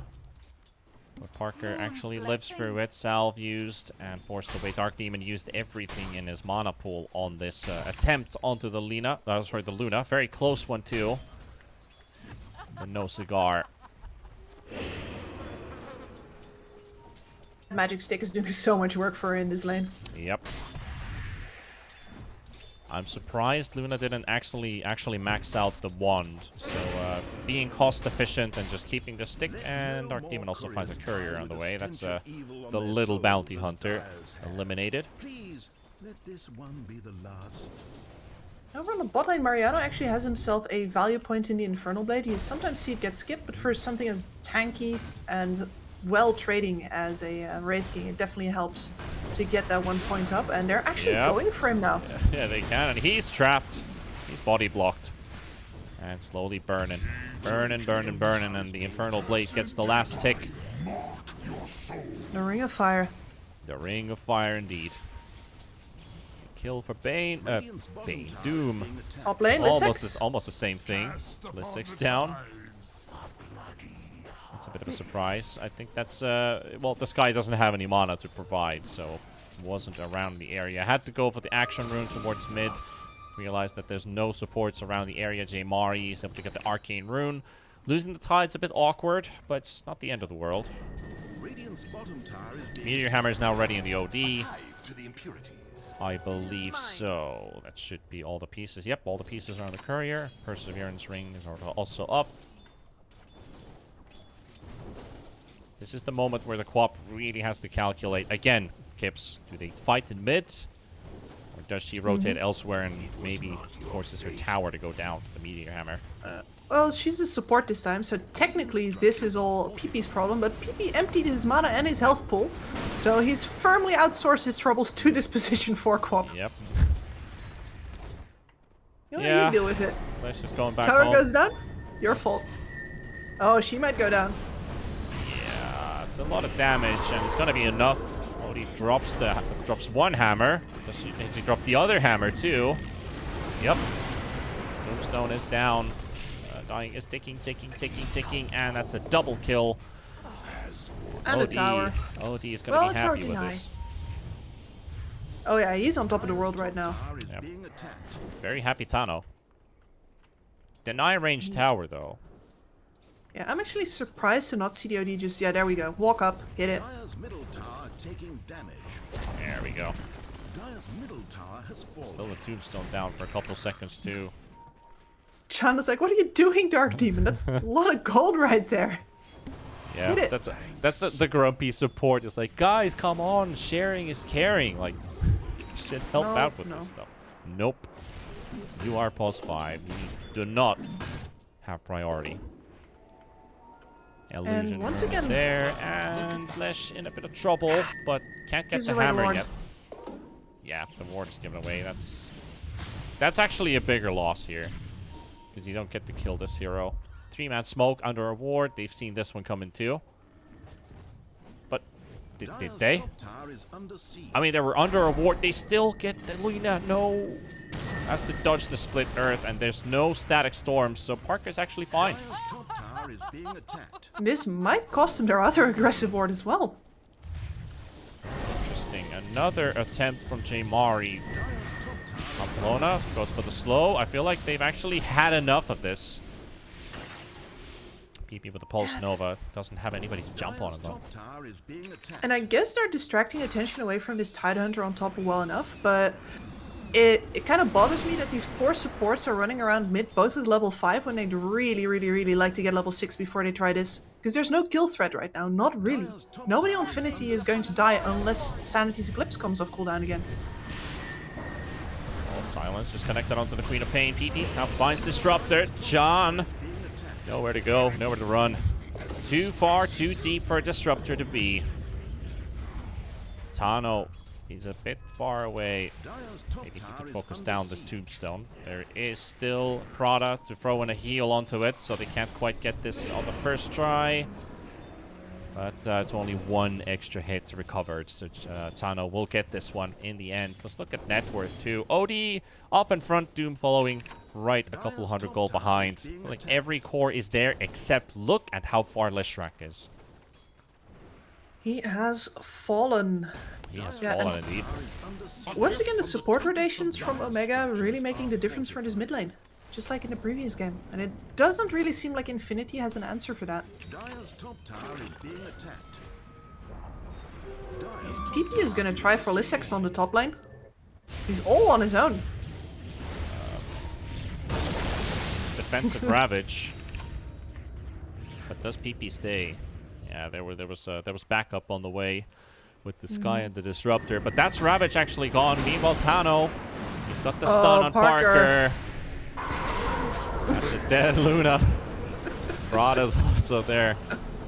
Chorus and everything given to the death of Parker. Tano with Mengate, Dark Demon. They're surrounding this Undying. Nowhere to go, nowhere to hide. Double kill for Tano. Maybe some revenge in mid, Chan. Again, why is this Disruptor in front of a tier 2 tower? Let me ask. It's not the place to be. Really thirsty for XP, alright? He's Yep. nearly got level 6. And he's had people hanging around. Like, he was like, give me the mid lane, give me the mid lane. OD's like, nah, we can screw around here with 3 people. Waste a bunch of time. Finally, I have the mid lane to my own. Well, also no. It's like, you know, like you're watching on YouTube, you're watching a funny video compilation about some guys doing an activity, then there's another person in the background. It's like kind of like on a class trip or something. Then there's the third guy in the background. He's got like his head stuck in a peanut butter jar or something. You know, like they're just thinking, what the heck is this guy doing? That was Disruptor in mid. Kind of like out of place and just such a random act. It's like, wait, what? How is this? Well, No. Omega. maybe. I think that's unfair. Like, he's still level 5. Of course he's thirsty for creeps. Yeah, it definitely is. Undying. Maybe this is the... yeah, Disruptor's here. Let's see that level 6. Let's get that level 6. He's too far. He's out of XP range. Oh no, the Disruptor actually doesn't get to participate, and Undying also lives.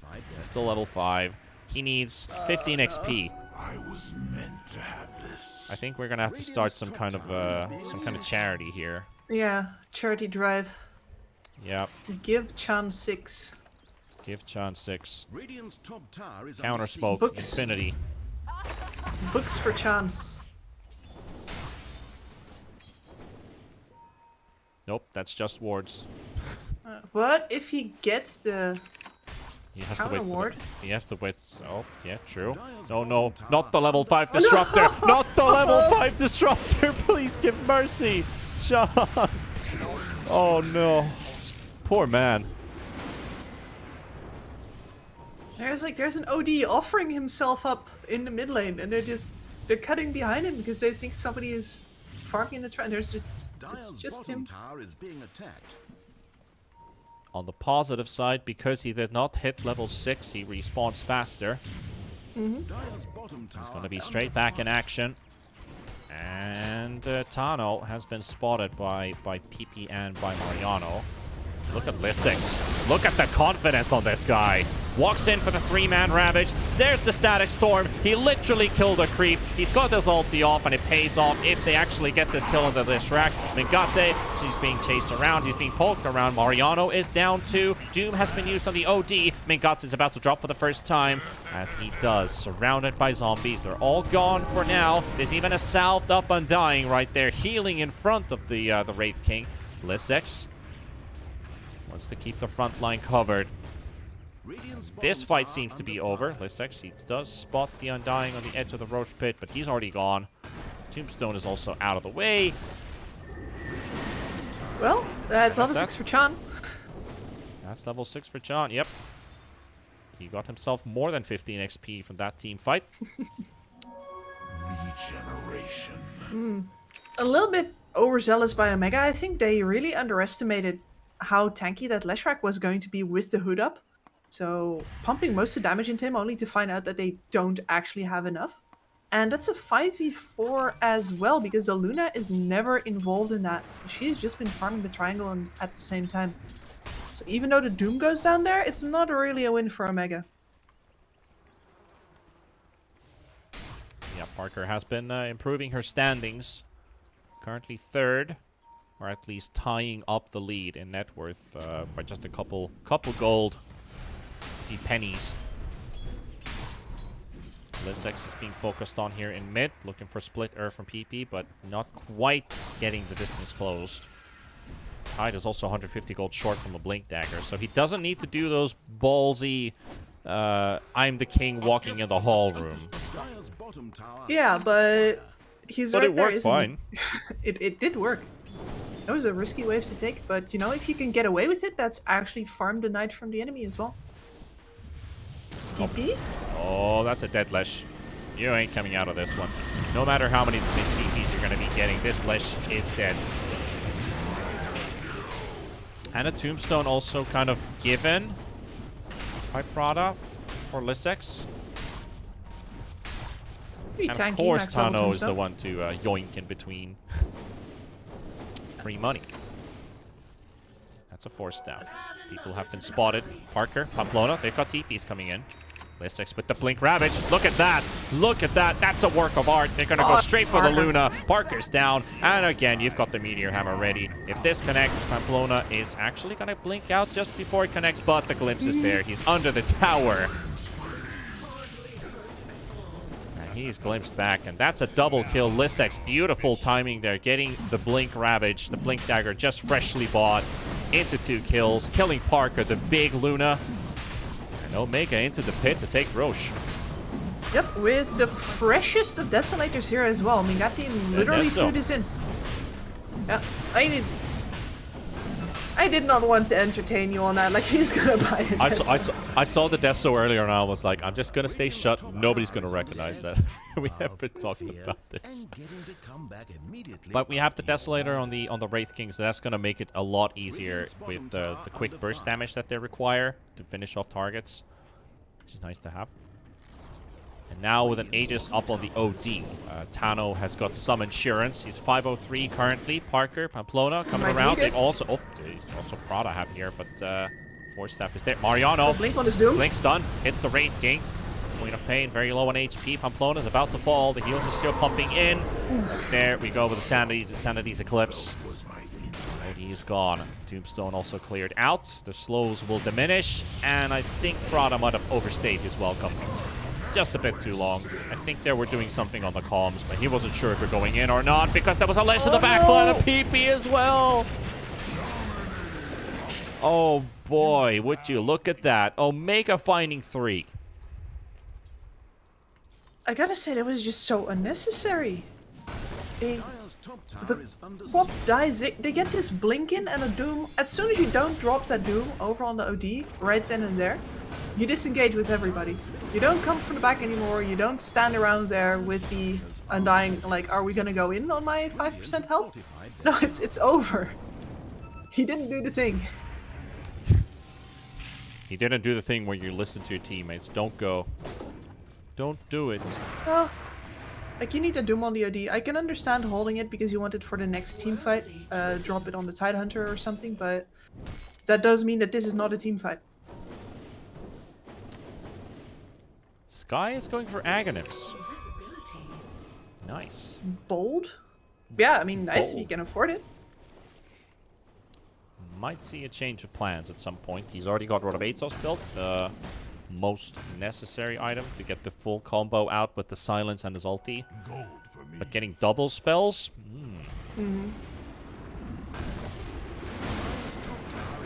He's going to be pumping out so much damage. In the past, I've seen Skyraz prioritize getting a form of survivability or initiation up to actually getting Shadowblade. But Dark Demon essentially says here, I have enough frontline. Let me drop the base. Towers being traded around the map. They're actually thinking about pushing high ground here because they can. Infinity might have to respawn, but how do they respawn? They smoke up from behind, so they're not even TPing back home. That means this tier 3 is definitely done for. Dire's top tower Look is at the being positioning here. attacked. Chan, the guy who's been taking the brunt of the hate. He's gonna Will find the do first so one. again. Yep, he's found the first one. That's Mariano. BKB has been popped.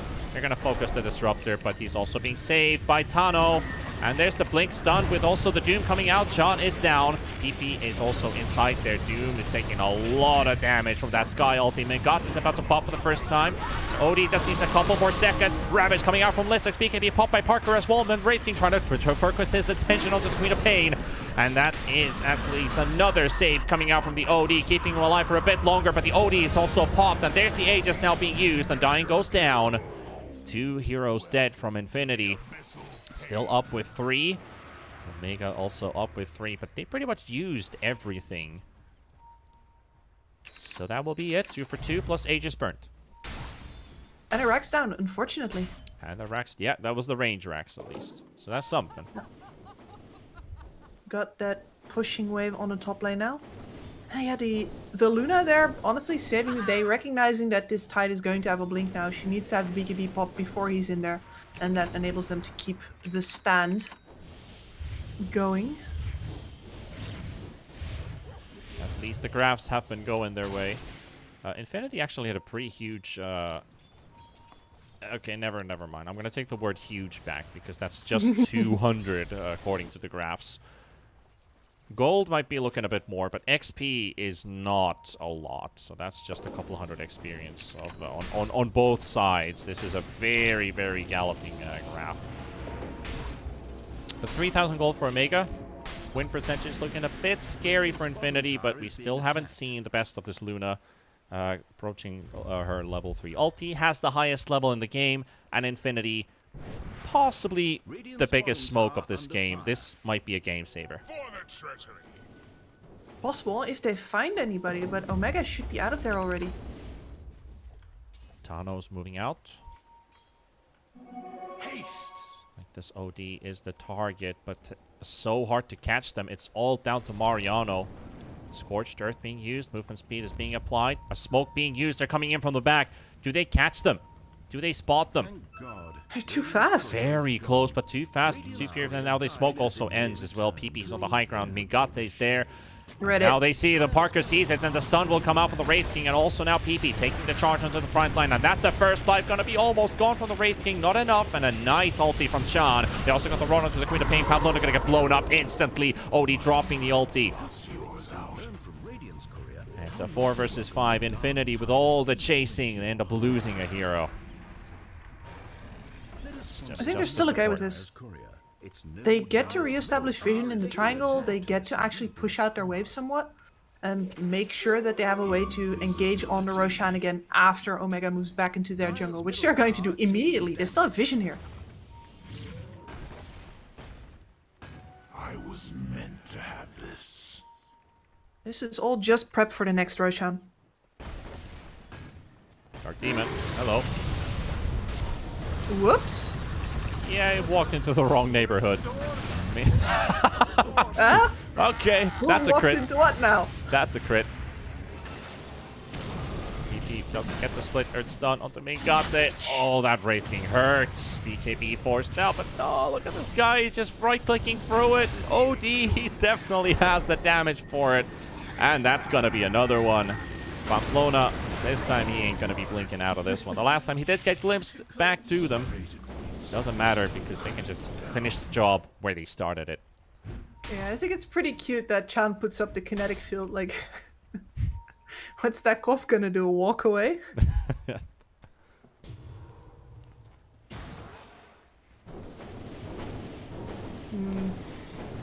But yeah, reoccupation of the Dire jungle has been a success. It's really, whenever Mariano is not there, Omega can do whatever they want. As long as they don't have to fear the Doom, J Mari is still the king of this game. He's working his way towards a Hex right now. Could also be a Linken's, I suppose, but... Could be. Radiant's bottom Can still tower is go being in attacked. multiple directions at least. 24 minutes in. We are seeing Omega building a pretty nice game for themselves. So everything we talked about in the first game and the post-game analysis about stretching the lead and holding on to it after the laning stage, Omega has done exactly that. But the parallels are still holding pretty strong as well, right? Yeah. We haven't really seen Parker show up yet. He's been there only for the base hold, and that one worked out pretty well. So now... How does this one end up going, though? BKB used by Mariano, and he doesn't get to use his ulti either. Queen of Pain in trouble. Nice ulti there from Chan, but doesn't quite connect onto anything because PP's got his BKB. Now Parker, they've got the Ravage, but the BKB coming out as well with the Eclipse. Parker's dealing a decent amount of damage. Lissek's also going out of there. Chan is getting chewed by zombies, and these zombies are going to kill the Disruptor in the end. That's going to be the first death. Wraith King already popped once. Mariano, heavy damage coming in from the OD, and OD gets this one. Keeps on going for more. There's a present. Meteor Hammer's available. I want to get rid of that pesky tombstone. And Undying, as he dies, PP's already TPing out. Would you look at Roshan? That's 20 seconds too. Omega might just time it. They just might, yeah. OD just loves these long fights, and really the only thing standing in the way of him moving forward again and completely obliterating everybody with Arcane Orbs was the fact that this Doom was still alive. But if you offer him up like that, then yeah, you gotta retreat, because J. Murray is going to destroy everybody. And he will also destroy Roshan if he gets his hands on him. Yeah, Roche is definitely going to go down very fast. We already talked about OD's Arcane Orb doing a lot to Roche. Well, then you put a Desolator Wraith King into the fold with crits. That's also going to do a lot of damage. So that's a technically super fast Roche to be going down if Wraith King is here. OD himself, like, look at the amount of damage he's just doing by himself, and now you put the Wraith King in. This is like having a Slardar with Corrosive Haze. And it's just enough. It's just enough. Mariano not there in time. He's got himself doomed. Oh my goodness. Into the Lincolns and bounce backwards, and Infinity are wiping the table at the same time. Mingatse is also down, and Infinity have taken everything from Omega. J-Mari on the run, and that will be the OD going down, and that's a team wipe and a pause as well. What just happened? Everything went to hell. Literally just everybody in the same spot versus the Glaives of Parker. He's pretty unimpeded because everybody's busy with that tomb. Mariano does not care one bit. He got everything he wanted out of that. Yeah. I will actually do a quick apology because I was confused. Is this J-Mari or Tano? J-Mari is actually standing in, so it's not Tano. I might have said Tano in game 1 and I said J-Mari in game 1, so let's get that out of the way. Though, the Lincoln's Doom, and then there's the Lotus Orb, which bounced it backwards. So it didn't hit the OD, but it bounced it onto the Doom. But it didn't matter because they still got themselves a team fight they were really dying for. I don't know if you want this guy. Yeah, really might just backfire. Mingate goes in at the same time, and he finds himself an Undying. And look at this movement speed from Luna with the Mask of Madness, slowing with the Scotty. Wraith King, despite getting whipped, Parker hides in the trees, goes for the teleport out. Nothing to break that teleport. No bashers, no BKB piercing stuns. But a very optimistic attempt there from the Disruptor. But I do love that PP kind of like, I'm not afraid. You take me? No, I take you. Oh yeah. That's a double-edged sword of the glimpse. And yeah, we didn't really get to talk about why I thought we hadn't seen much of Parker yet, but with his Skadi now, his matchup with the Wraith King has definitely tipped over into favorable for him, because the Wraith King does not output enough damage at this point to kill the Luna, and certainly does not get enough healing anymore now to sustain himself. Even worse, if you put these two in a 1 versus 1, Luna can just kite the Wraith King. The Scotty now with the slow applies more movement speed in the favor of Luna to keep the Wraith King at bay.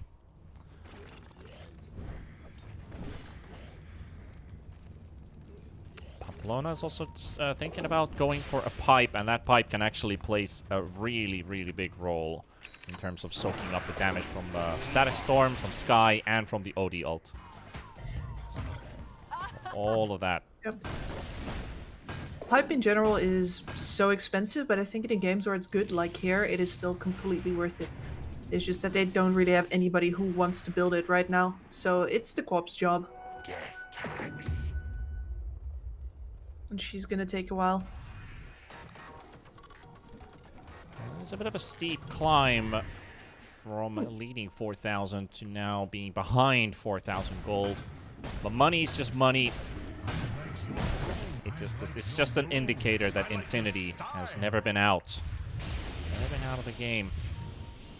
Smoke themselves up. No vision inside their own their own jungle.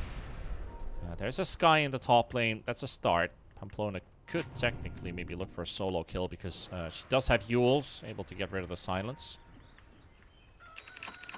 Just gotta hold on to it to the last moment. And Doom is also hunting in the trees. And now they found the Sky, and Mariano's gonna have an easy job getting this one. It's a lot of damage. So much damage. He's okay with that. He got a bunch of information out of that. Most of the enemies are all the way back at their base. Yep. Some much needed time for Mingatti, especially to work on that BKB.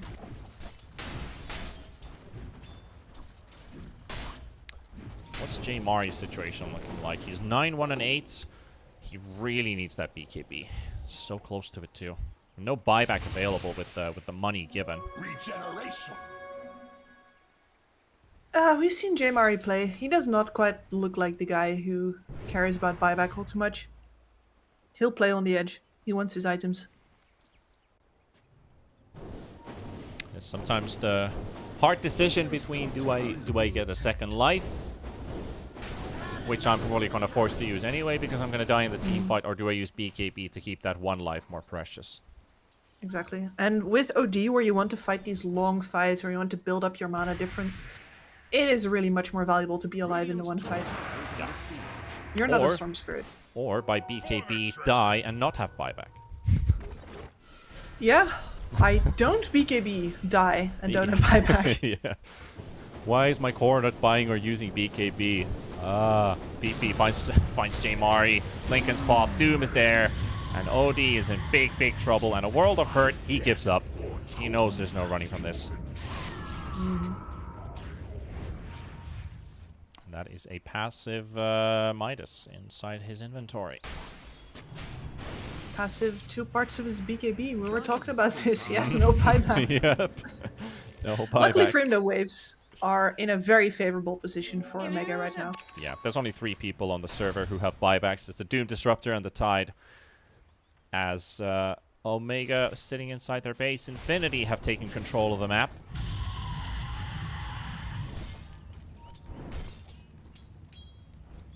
Really taking it easy. They'd like to get an Aegis up for themselves. And they know that they will outfarm now. There's no need for them to hurry. And the pressure is all on Omega to make something happen.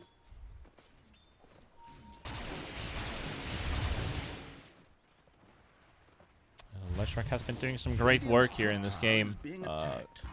Very nice item build. Not going for the Bloodstone, which is something that you sometimes see striking your eyes. But talking about items, we're talking about heroes falling in mid. Pamplona not actually even dead. And dying is one. Yeah, it's dead. Yeah, that's thank you, Kips, for the correction. That's okay. I like watching these glimpses go. Yeah. They also put a Tinker Ward down in the top lane, so they do have some vision there if they want to make some plays happen. Meanwhile, Parker pushing bottom. So Infinity, even if they give 2 heroes away, they're still going to find a tower. So that's a worthwhile trade. Yep. And they have the knowledge that the Ravage is down right now. That is very valuable for them indeed. And if they can just hold this positioning, their supports don't have that long to respawn, so they can actually put this Luna with a full Satanic up towards high ground. They're not even waiting for the respawns. Not caring at all. Mingate goes in for the Blink Stun. The BKB will be popped on both of these cores. BP on the run. J Mari also chasing up with her own BKB. Now looking for one. It is Mariano. 15 seconds needed for Doom, and Lissex is on the side. Hyde now finally walking in. Eclipse tanking the full damage of it as well. The brunt of the damage from Parker, but there's no healing coming in from that Satanic. No healing whatsoever. Mingate chasing Mariano. Pamplona's also going to be there. They also have Prada. They're going to take down Lissex. And Mingate respawns. And Doom is thinking about dooming for a second, but not going to get to use it. And what good would it do? He's already dead for. Big fight for Omega, and Infinity are really fighting against all odds because they were just 3 heroes when that fight broke loose. Yeah, so they get all of their BKBs forced and then don't disengage quickly enough. And incredible calculations by Lisek there, realizing that he can walk forward and force out the BKBs without dying. That was a bit too close for comfort for me, but it works so well if you have an OD waiting in the wings. Gate now pushing onto the high ground, tier 3 tower down. They're going to even up the situation, but taking these mid-racks for themselves. Luna's going to be up in 40 seconds. Doom has buyback up to 20. They will not take this fight with no BKBs, no ultis. Doom is not necessarily going to be enough, and they're looking for more. PP, he's hiding in the trees. If only Lesh had a shard. If only Lesh had a shard. Oh, if only. Mari on another target. No Meteor Hammer available, but they've got Prada. Prada's down. Chan is low on HP. BKB popped by PP. Undying is also going to come in for a second round. But they're just teleporting out one by one by one. They're all gone. Mingate should also be out too with this Wraith King. And they've dealt a lot of damage in Infinity's base, plus a buyback spent. This is the second time that this shard got pinged. Have you seen where it is?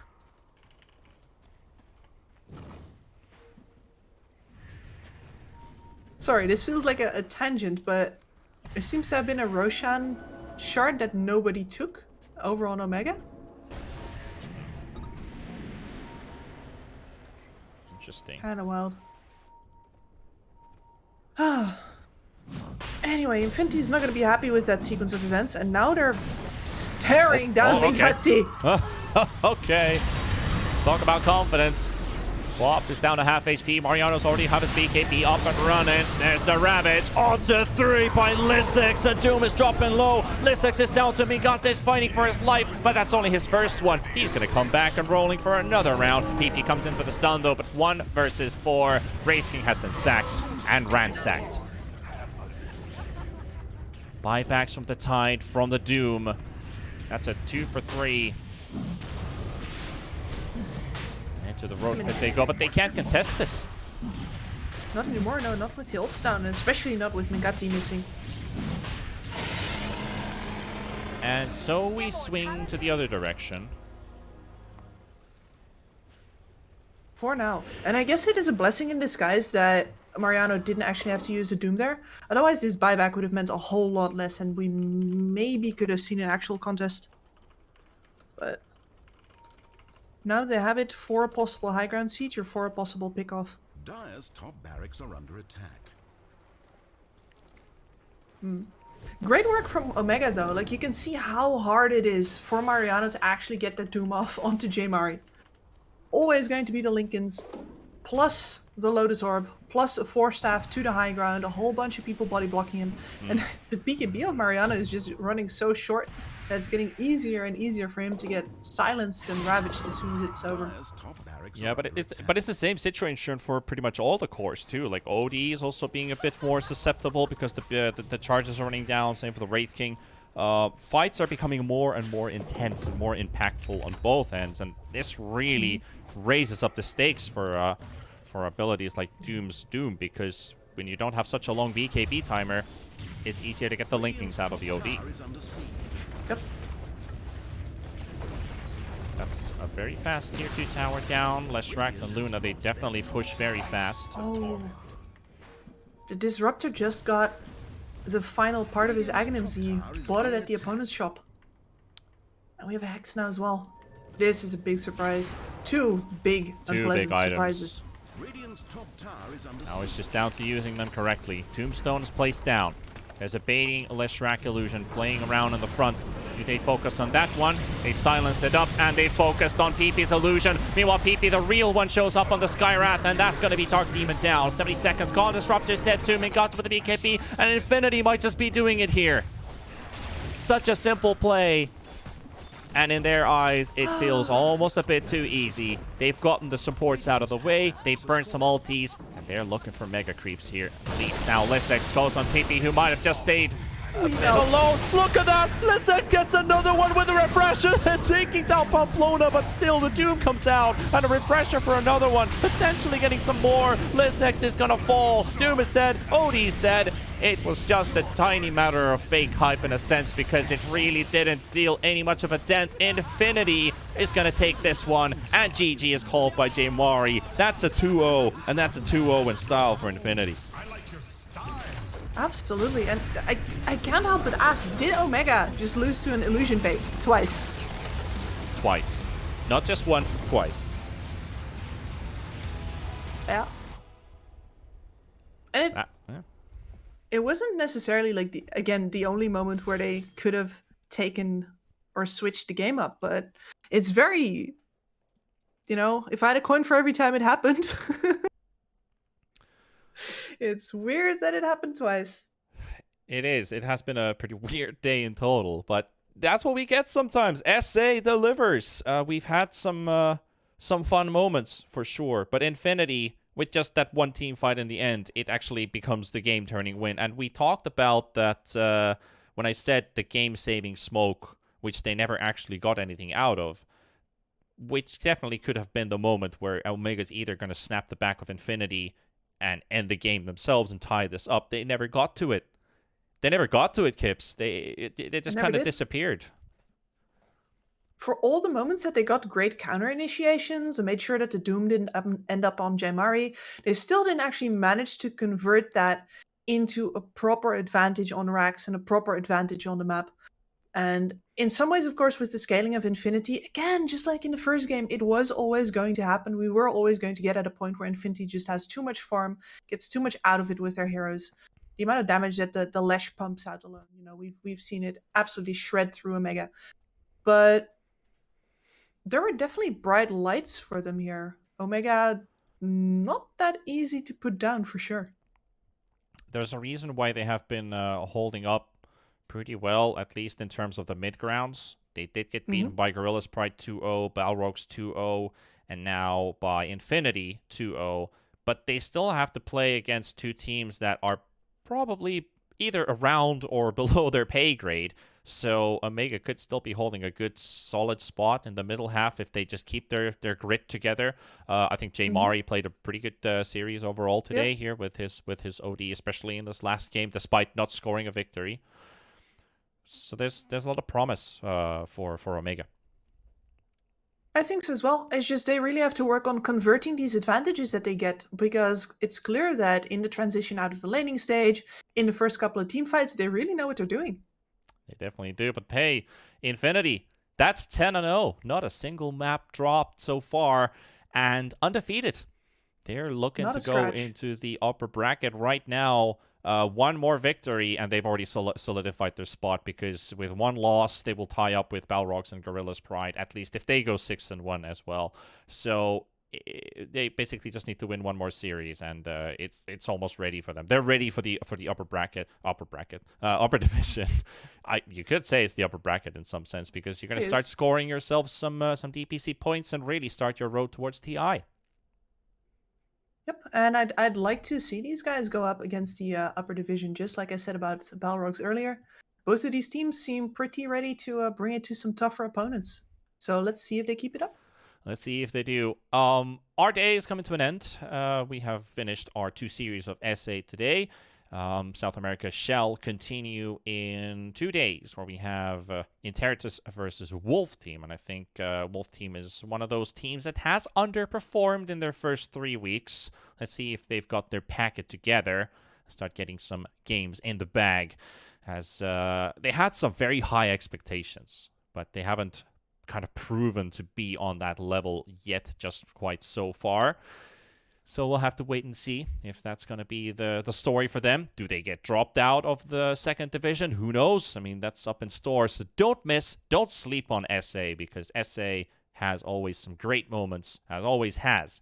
And we're definitely going to be seeing more of those. But me, here with T-Panda and Kips, we're going to close out the show. Thank you for tuning in today. Thank you for watching, and we will see you on the next time. So until then, goodbye, take care of yourselves, and bye-bye.